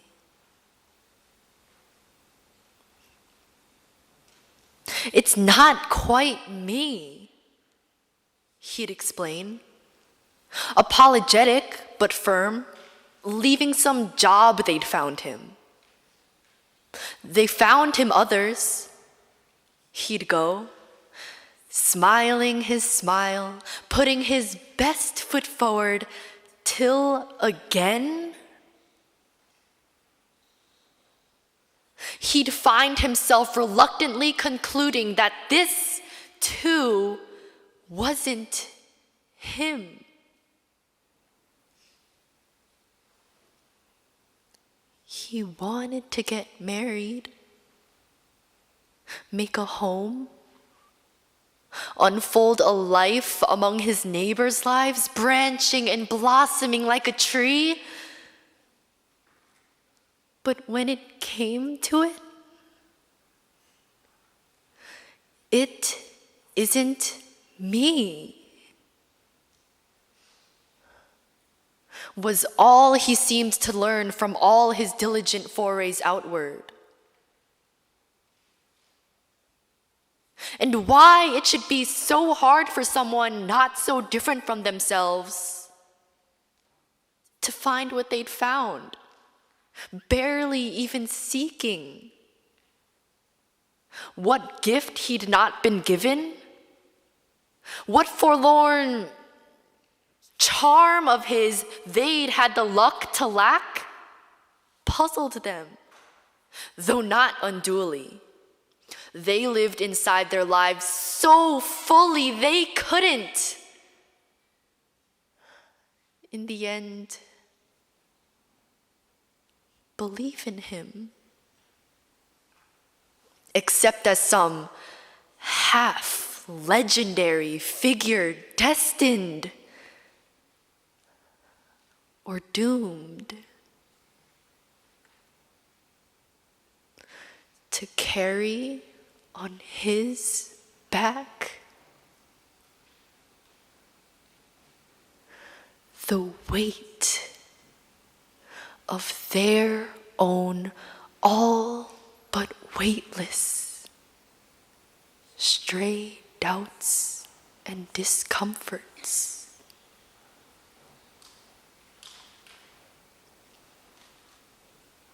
Only sometimes, alone in offices or living rooms, they'd hear that phrase again.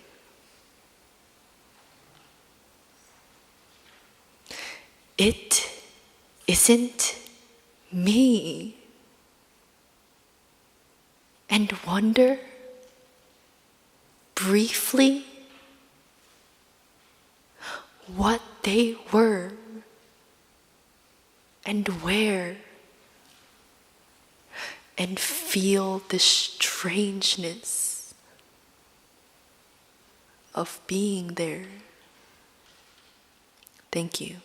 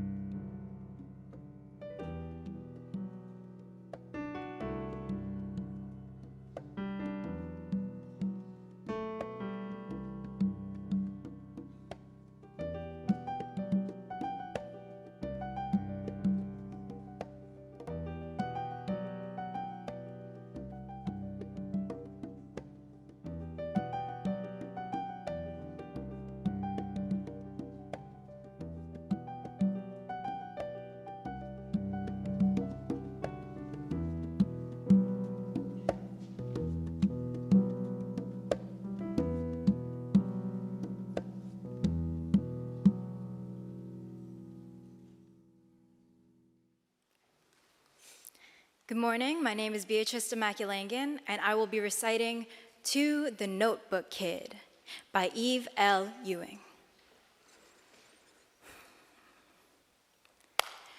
Yo, chocolate milk for breakfast, kid. One leg of your sweatpants rolled up, scrounging at the bottom of your mama's purse for bus fare and gum. Pen broken, you got ink on your thumb, kid. Was good, hot on the cement, kid. White Castle, kid, tongue-stained purple, cussing on the court, till your little brother shows up with half a candy bar, kid. Got that good being science, kid. You earned it, kid. Etch your name in a tree, hug your granny on her birthday. Think of Alaska when they shootin'. Curled up dreams of salmon, safety, tundra, the farthest away place you ever saw in a book. Polar bears, your new chess partners. Pickaxe in the ice, northern lights, kid. Keep your notebook where your cousins won't find it. Leave it on my desk if you want. shuffle under carbon paper and a stamp that screams, late. Yellow and red. To draw the eye from the ocean, you keep hitting in a jacked up 5-star. Your mama thought there was a secret in there. Thought they would laugh, but that ain't it. It's that flows and flows and flows, and lines like those rip-roaring bits, you got bars till the end of time. You could rap like helium about to spring, all of it down to you. None left in the sun, viewless, while the last light pushes from your belly, climbing your ribs, and you laugh into the microphone. And who is ready for that?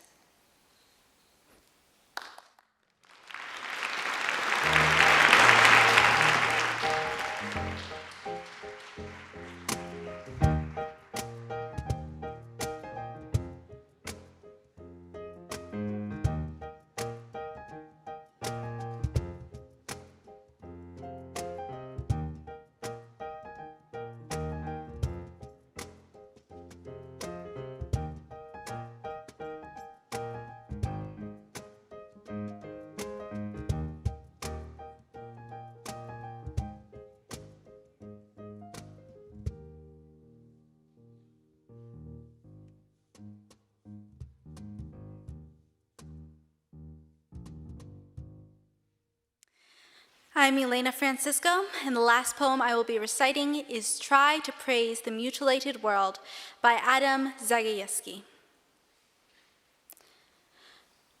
Try to praise the mutilated world.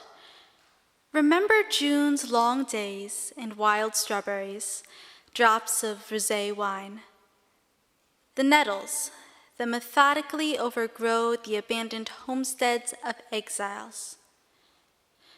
You must praise the mutilated world. You watched the stylish yachts and ships. One of them had a long trip ahead of it, while salty oblivion awaited others. You've seen the refugees go nowhere. You've heard the executioners sing joyfully. You should praise the mutilated world. Remember the moments when we were together in a white room and the curtain fluttered. Return in thought to the concert where music flared. You gathered acorns in the park in autumn, and leaves eddied over the earth's scars. Praise the mutilated world, and the gray feather a thrush lost, and the gentle light that strays and vanishes and returns.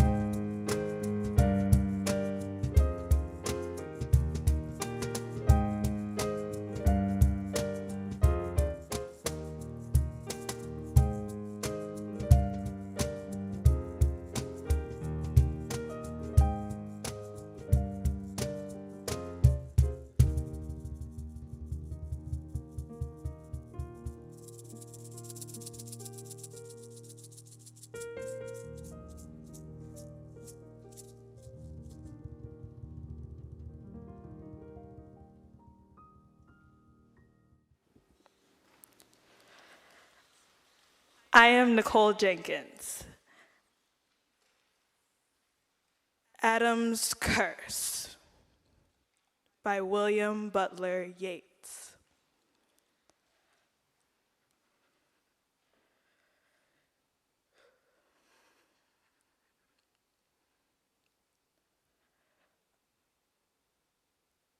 we sat together at one summer's end. That beautiful, mild woman, your close friend, and you and I, and talked of poetry.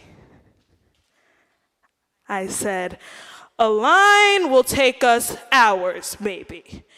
Yet if it does not seem a moment's thought, our stitching and unstitching has been naught. Better go down upon your marrow bones and scrub a kitchen pavement or break stones like an old pauper in all kinds of weather.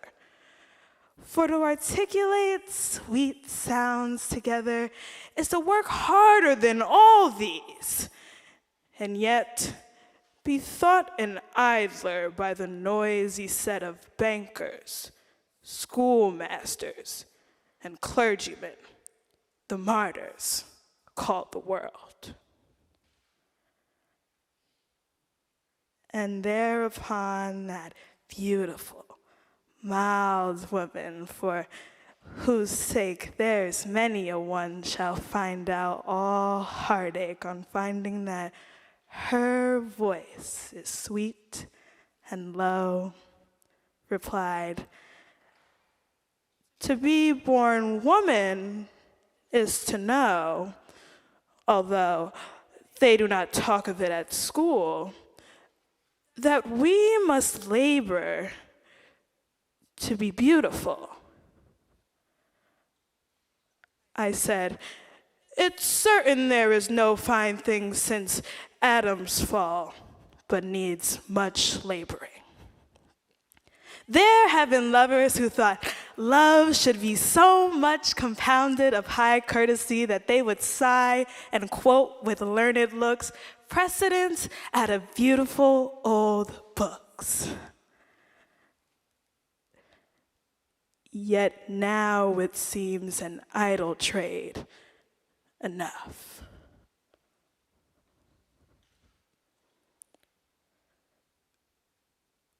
We sat, grown quiet at the name of love.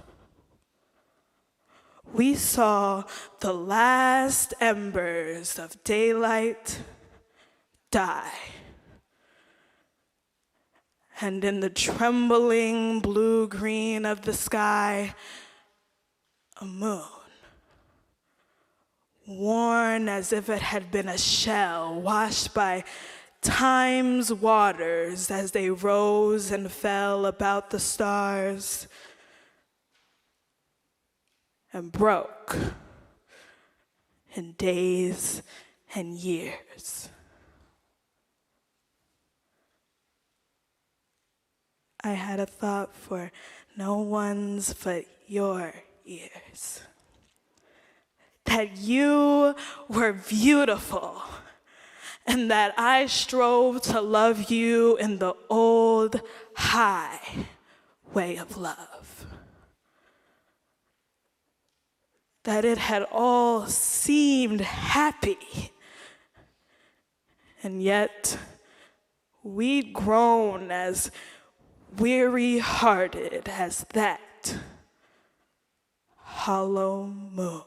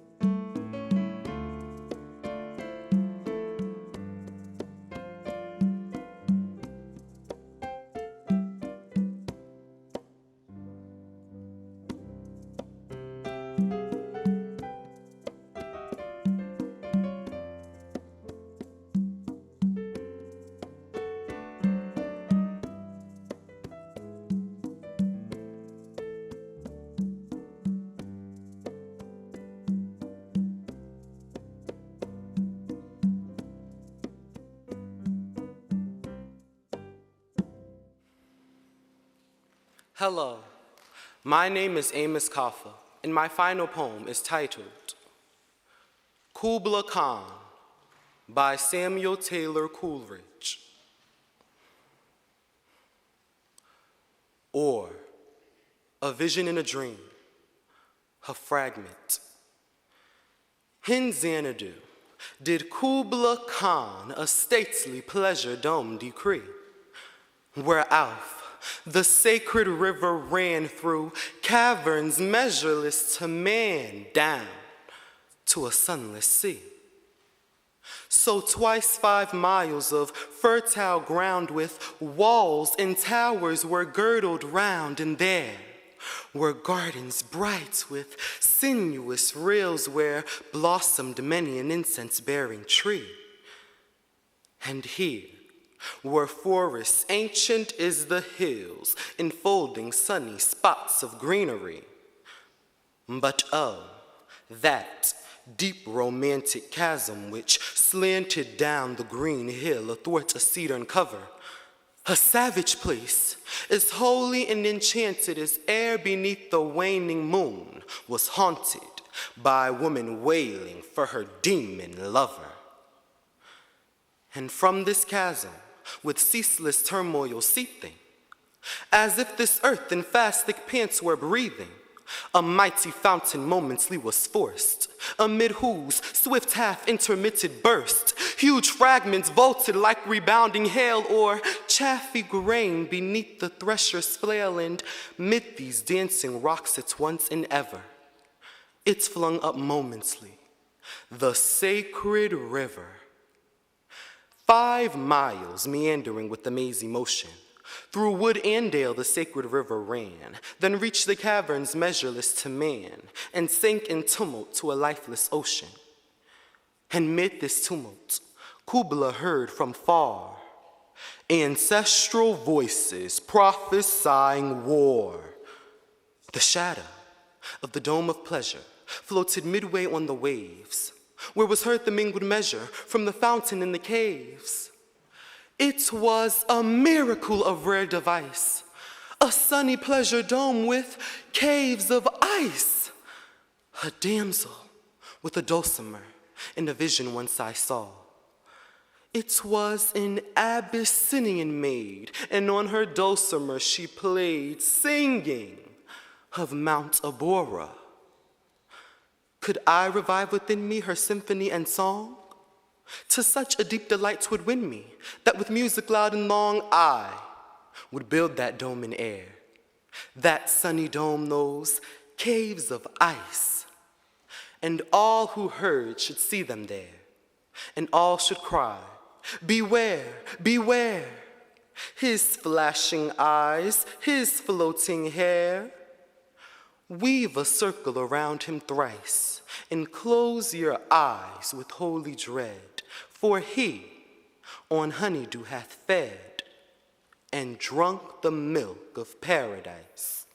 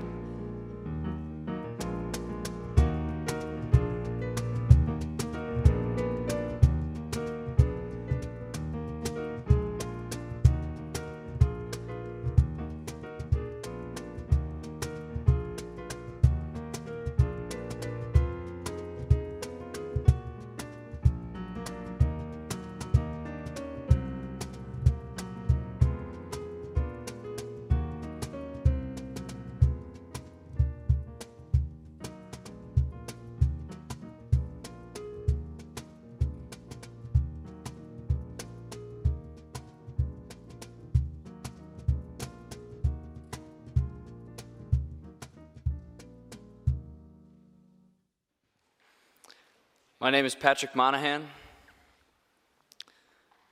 Ode to the Midwest by Kevin Young. The country I come from is called the Midwest. Bob Dylan. I want to be doused in cheese and fried. I want to wander the aisles, my heart's supermarket stocked high as cholesterol. I want to die wearing a sweatsuit. I want to live forever in a Christmas sweater, a teddy bear nursing off the front.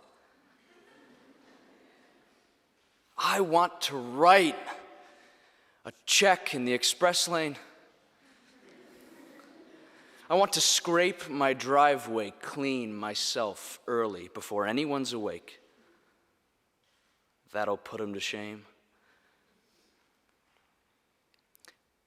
I want to see what the sun sees before it tells the snow to go. I want to be the only black person I know. I want to throw out my back and not complain about it. I want to drive 2 blocks. Why walk? I want love and stuff. I want to cut my sutures myself. I want to jog down to the river and make it my bed. I want to walk its muddy banks and make me a withdrawal. I tried jumping in. Found it frozen. I'll go home, I guess. To my rooms, where the moon changes and shines. Like television. Thank you.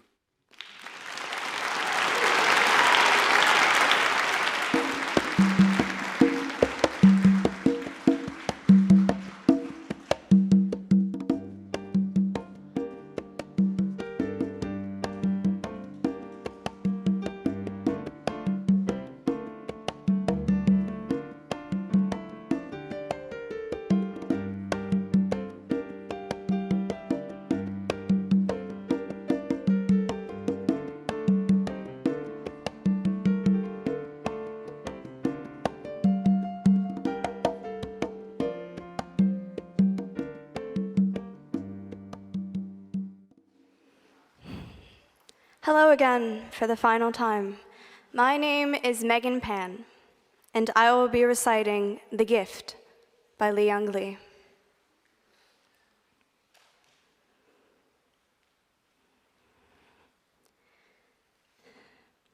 To pull the metal splinter from my palm, my father recited a story in a low voice. I watched his lovely face and not the blade. Before the story ended, he had removed the iron sliver I thought I'd die from. I can't remember the tale, but hear his voice still, a well of dark water, a prayer.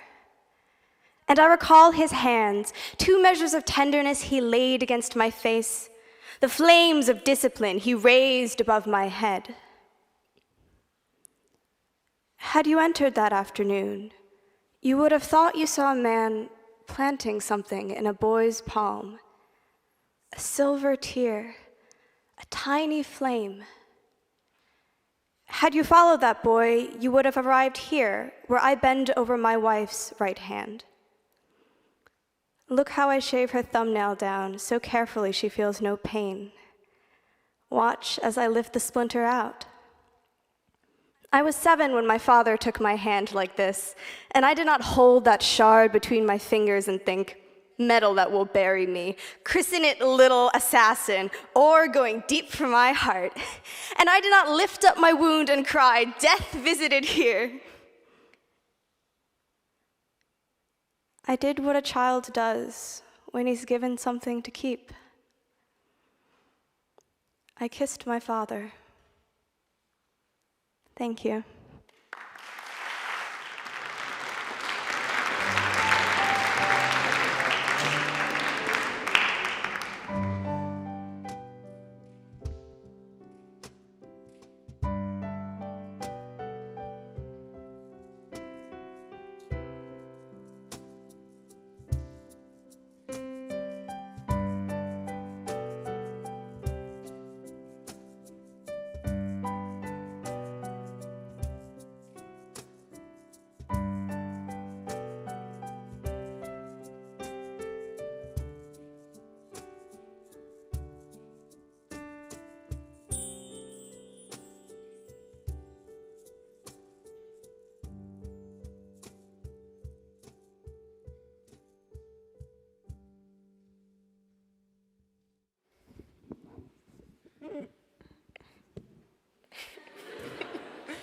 help.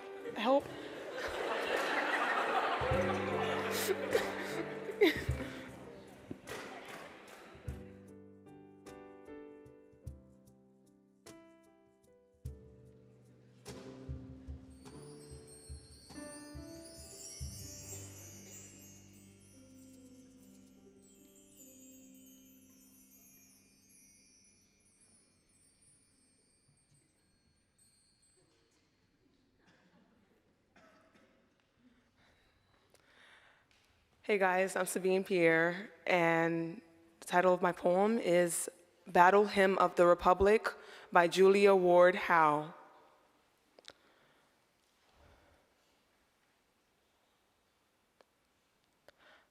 Mine eyes have seen the glory of the coming of the Lord. He is trampling out the vintage where the grapes of wrath are stored. He hath loosed his fatal lightning of his terrible swift sword. His truth is marching on. I have seen him in the watchfires of 100 circling camps. They have builded him an altar in the evening dews and damps. I can read his righteous sentence by the dim and flaring lamps. His day is marching on. I have read a fiery gospel writ in burnished rows of steel. As ye deal with my contemners, so with you my grace shall deal. Let the hero born of woman crush the serpent with his heel, since God is marching on. He has sounded forth the trumpet that shall never call retreat. He is sifting out the hearts of men before his judgment seat. Oh, be swift, my soul, to answer him. Be jubilant, my feet. Our God is marching on. In the beauty of the lilies, Christ was born across the sea with a glory in his bosom that transfigures you and me as he died to make men holy. Let us die to make men free while God is marching on.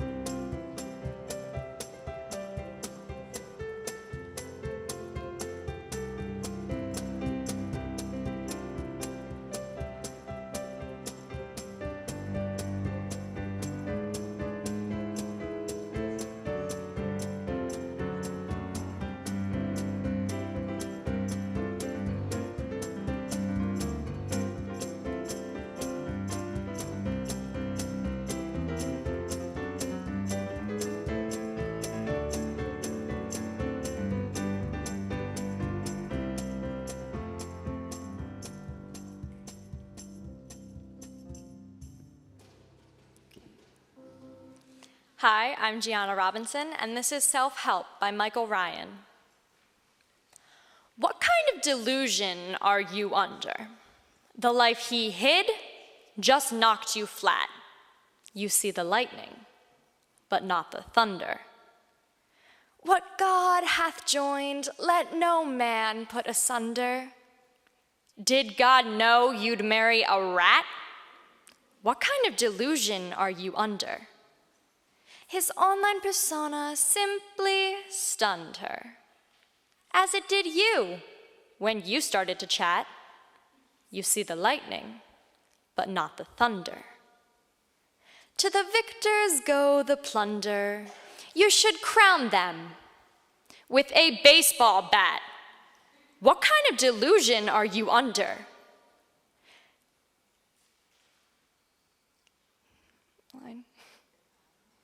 The kind that causes blunder after blunder. Is there any other kind than that? You see the lightning, but not the thunder. And for 1 second, the world's a wonder. Just keep it thrilling under your hat.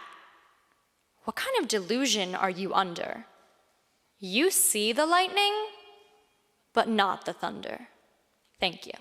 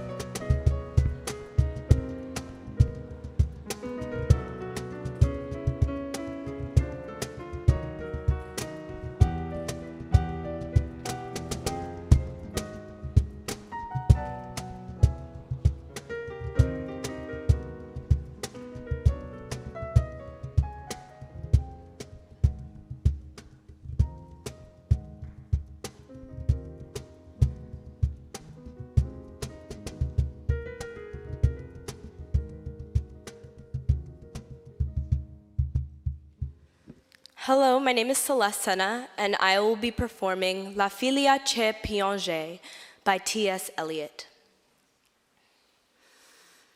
O quam te memorem vergo.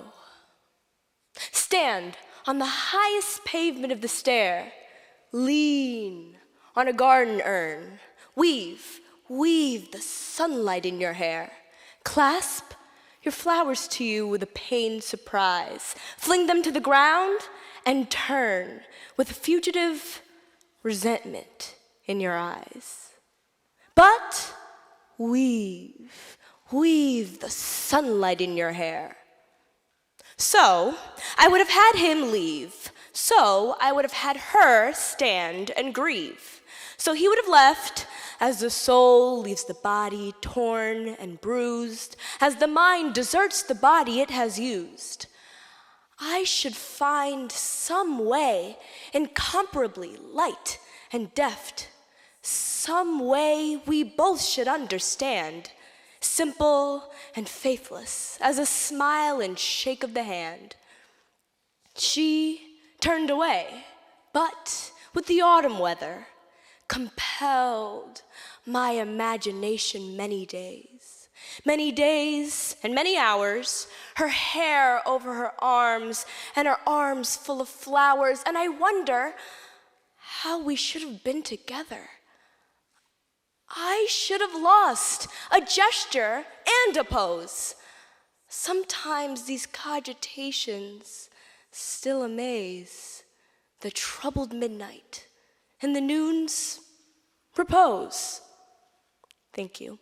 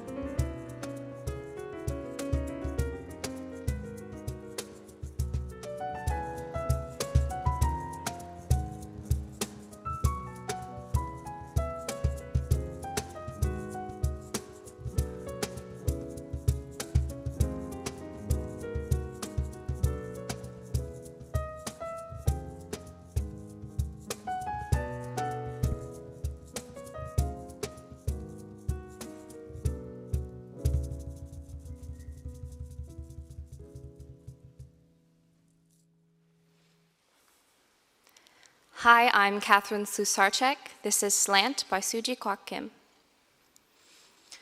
If the angle of an eye is all the slant of hope, the slant of dreaming, according to each life, what is the light of this city? Light of Lady Liberty, possessor of the most famous armpit in the world. Light of the lovers on Chinese soap operas, throwing barbecue ducks at each other with that live it up while you're young, woo me kind of love. Light of the old men sitting on crates outside giga shops, selling dried seahorses and plastic temples of heaven.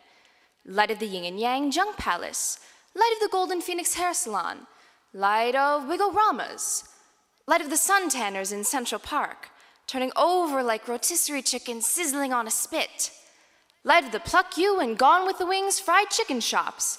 The parking meter leaners, the glamazons, the oglers wearing fern-wilting quantities of cologne, strutting, trash-talking, glorious. The immigrants, the refugees, the peddlers, stockbrokers and janitors, stenographers and cooks, all of us making and unmaking ourselves, hurrying forwards toward who we'll become. One way only, one life only, free in time but not from it. Here in the city the living make together, and make and unmake over and over. Quick, quick, ask heaven of it, of every mortal relation, feeling that is fleeing. For what would the heart be without a heaven to set it on? I can't help thinking, no word will ever be as full of life as this world. I can't help thinking of thanks.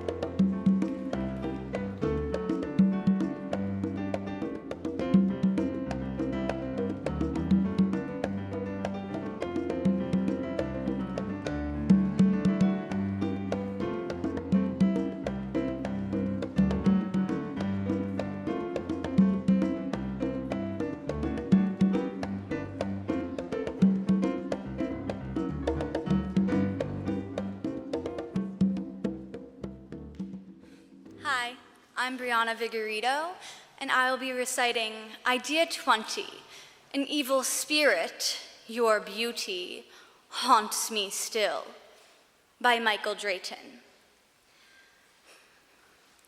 An evil spirit, your beauty, haunts me still, wherewith, alas, I have been long possessed, which ceaseth not to tempt me to each ill, nor gives me once but one poor minute's rest.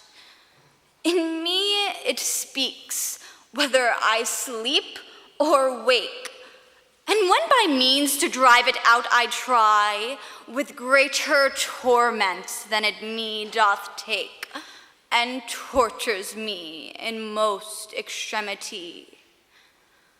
Before my face it lays down my despairs, and hastes me on unto a sudden death, now tempting me to drown myself in tears, and then in sighing to give up my breath. Thus am I still provoked to every evil by this good, wicked spirit, sweet angel, devil. Thank you.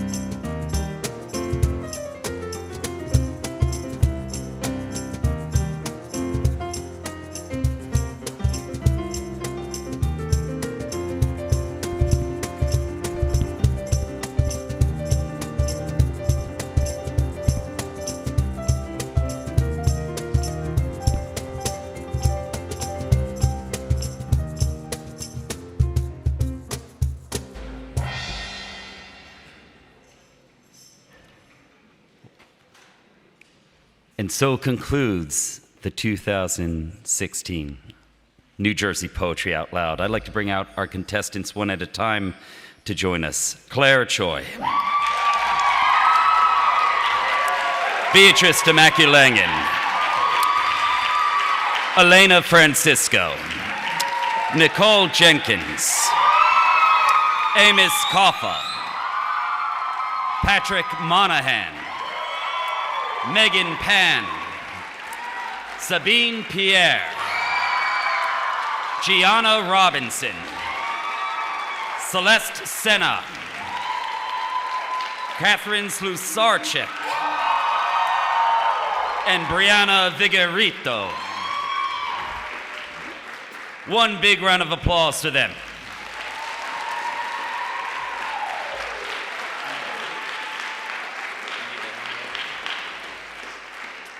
Great, and if the first 6 contestants could step up there onto the upper risers, and the other 5 down below, and of course, you may have a seat, Catherine.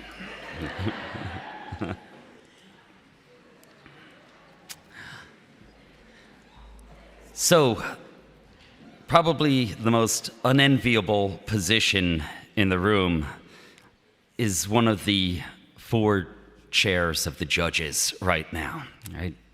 They've scored the poems at this point. Now they're tabulating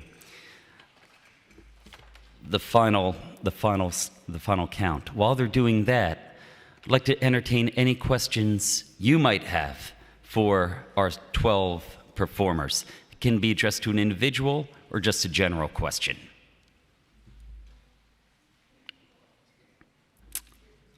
I see a hand up there. Yes? Yes.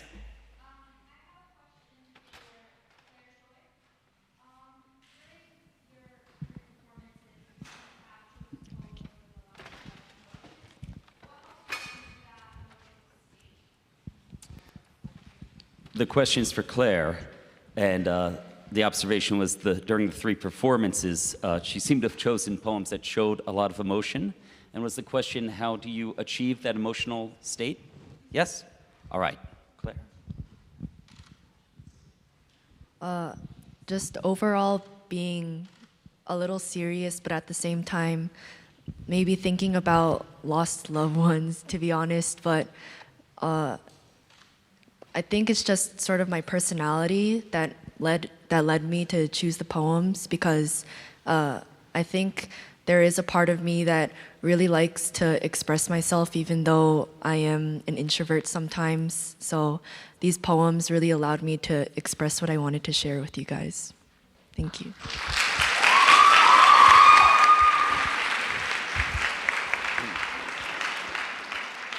Another question. Yes, in the white.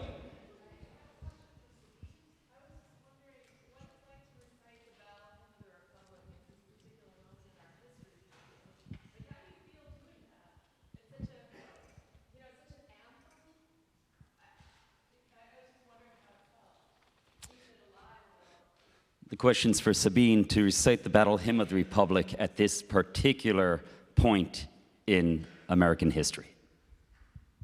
It was just like I had to get into character. Like I had to imagine I was like a part of the war, and like I was there. So like I had to yeah.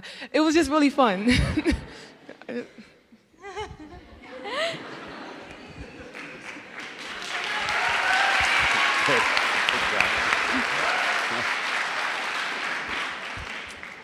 Yes, in the blue with the white stripe. I think that's it. For Sabine again?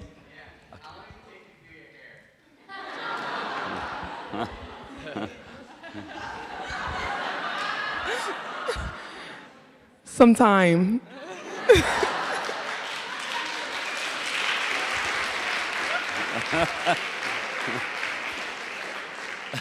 Great.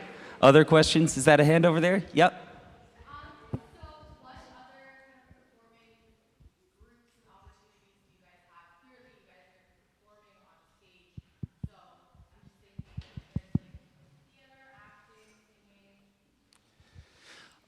It's open to anyone who'd like to answer. Are any of you involved in other performing groups, theater, acting, singing? Yes. Our school is very performing artsy, and I'm not usually in the musicals, but I do a lot backstage, and I've been in our theater classes for 4 years. So I'm in theater 4. Many of them are sitting right there. Hey, guys. So yeah. Anybody else?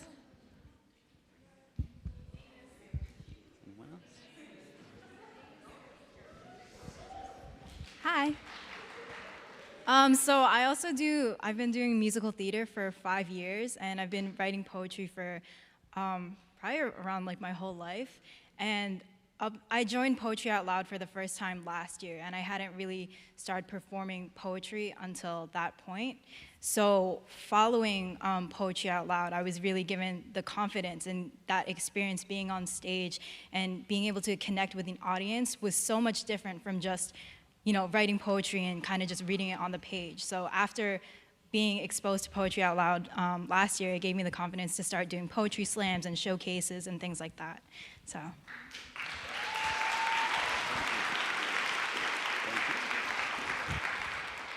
Other questions? Yes? BJ. Oh, for Amos?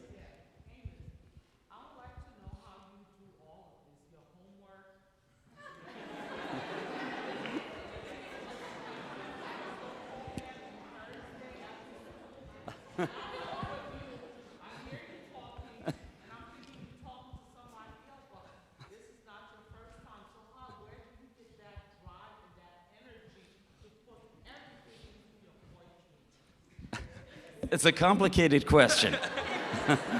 But essentially, how do you do this and your homework? Yeah. Hi, that's my mom.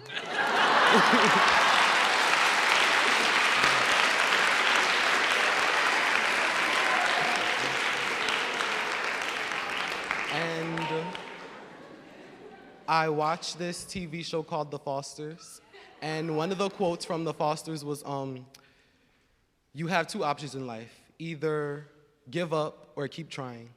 And even though I faced many ridiculous things in my life, I choose to keep trying. And yeah.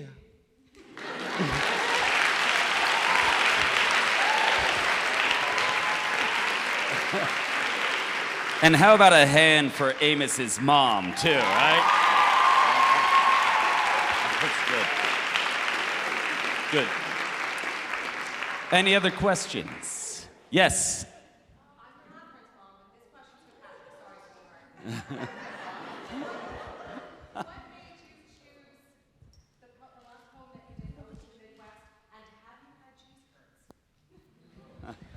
Well, the question's for Patrick. What made you choose Ode to the Midwest by Kevin Young, and have you had cheese curds? I have not had cheese curds. I think I chose it because I was watching Making a Murderer, if anybody watched that show. Yeah, and I was like kind of just obsessed with like the lifestyle out there, like how weird it is.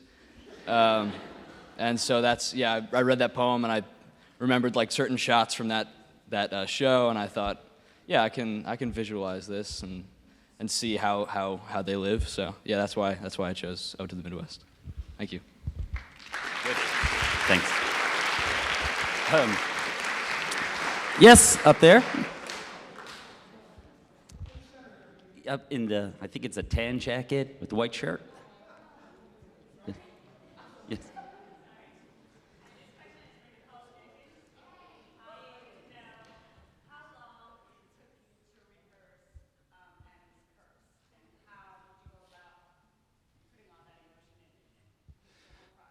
The question is for Nicole about her final poem, Adam's Curse. How long did it take to rehearse, and how did you go about putting emotion into it the way you did? Hello. Yeah, Adam's Curse is a very, very difficult poem, so it did take me a very long time just to memorize it. But I guess putting in the emotion into it, I just felt like I really connected to that idea of people attempting at love and just not being able to achieve it. So I kind of just channeled that and Yeah.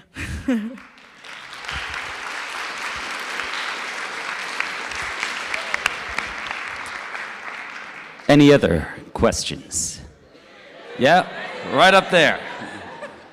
For Patrick, do you actually sing? Like for the yeah, do you sing? Questions for Patrick. Do you actually sing?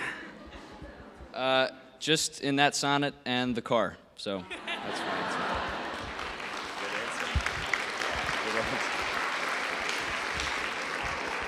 Okay.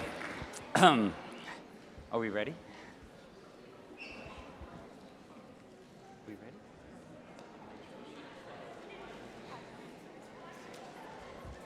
Ladies and gentlemen, the Executive Director of the New Jersey State Council on the Arts, Nick Paleologos. Hi.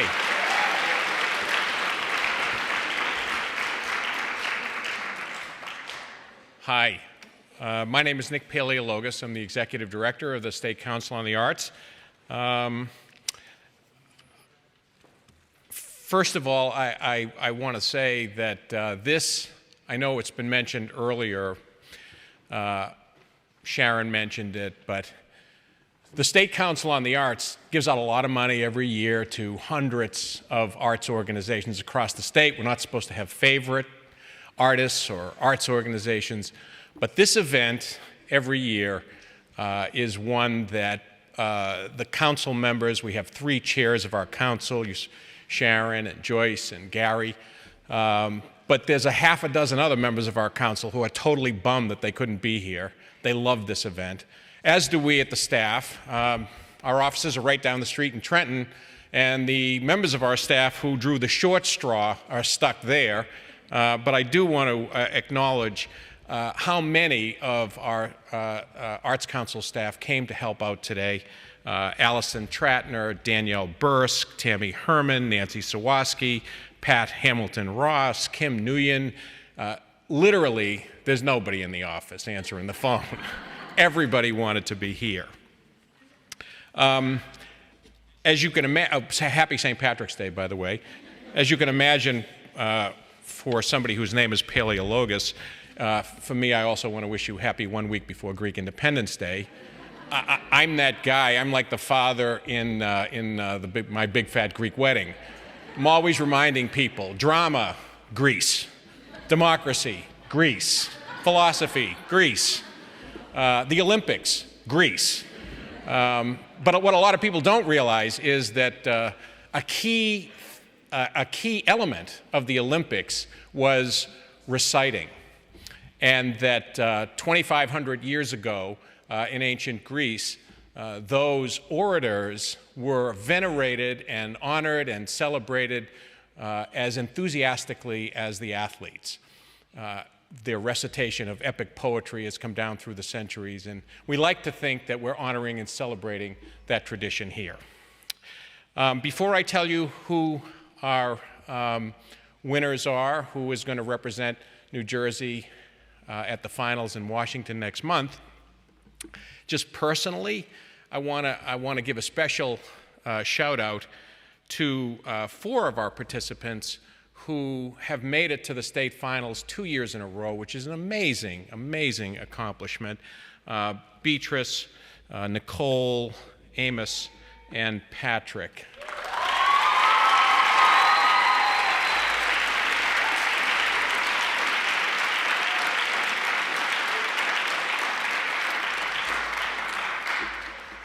For what it's worth, guys, this is my 5th final, and all of us in the staff, when we get back to the office, we take our own little sheets. We all kept score, and inevitably, each of us picked somebody different. That's how good you are. The line between all of you is so thin that I don't envy being the judges, but we have them. They have to make a decision. They've made it. And our first runner-up, okay, you want to do the certificates first? Well, then let's do the certificates first.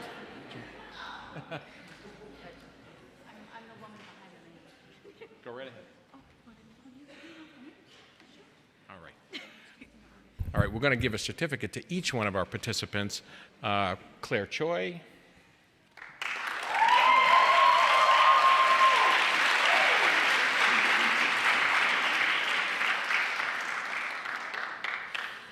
Beatrice Demaculangan, I love pronouncing that name.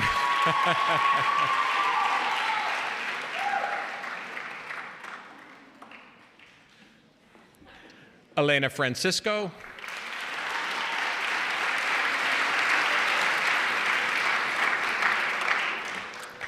Nicole Jenkins.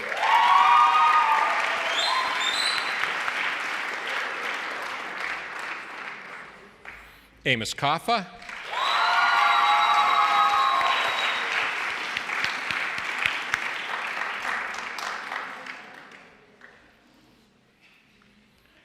Patrick Monaghan.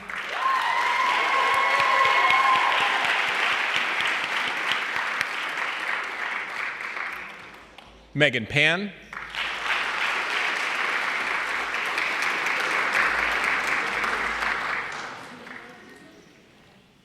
Sabine Pierre.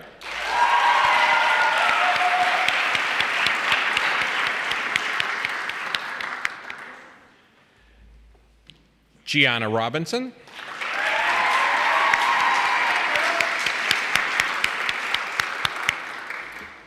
Celeste Sena.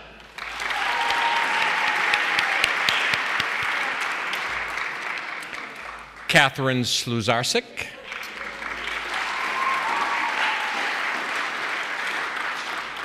And Brianna Vigorito.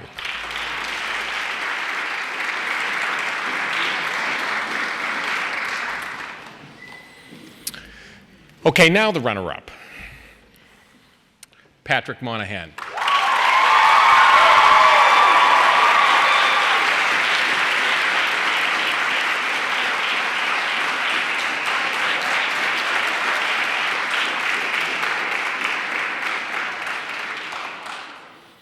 And representing the great Garden State in Washington as our 2016 Poetry Out Loud champion, Celeste Sena.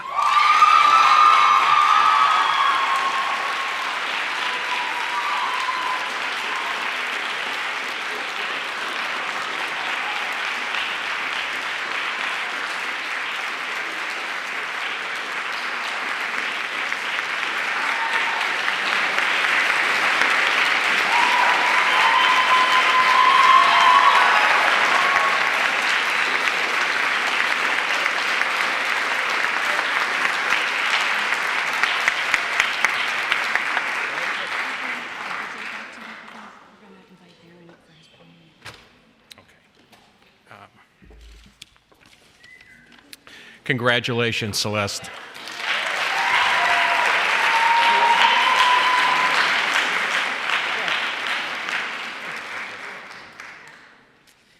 I would like to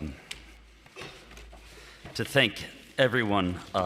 You know, the poems aren't just here, the poems are here. So this audience was a very big part of these recitations. And thank you for your great energy today.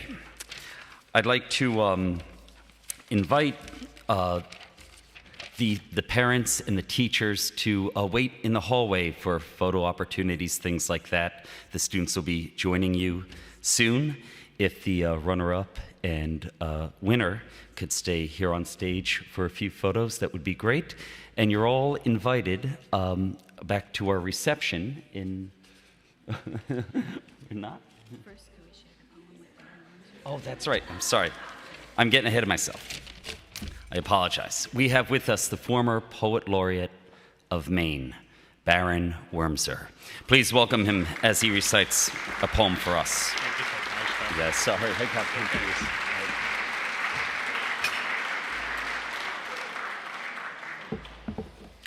One more poem before lunch.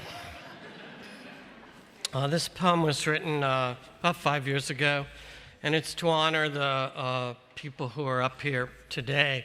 I've been a judge of this competition in Maine and in Vermont. It is always an extraordinary experience for which I am deeply thankful. So this is a sonnet. It's called High School Students Reciting Keats, Donne, and others, 2011. The premise, words sent forth, is a promise.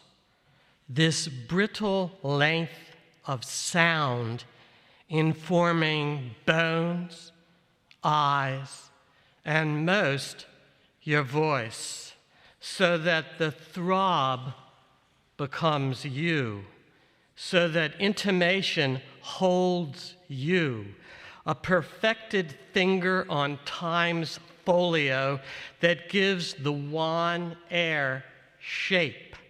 Go not, and unravished, and love, and mere announce wry bravado, heart-dealt cheer that later won't be rude or disabused, but will remain that weird stuff of poetry that each young person has seized and now speaks, as if a life might be parsed in lines, as if the moat between selves might be bridged, and what exists as flash or glint persist. Thank you.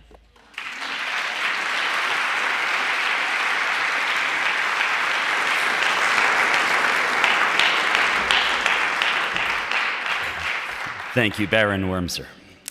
I'm actually going to ask all the contestants to stay on the stage for some photos. And I want to say thank you to all of you. You are also welcome to stay here if you'd like, or if you need to stretch your legs, you can go out in that hallway.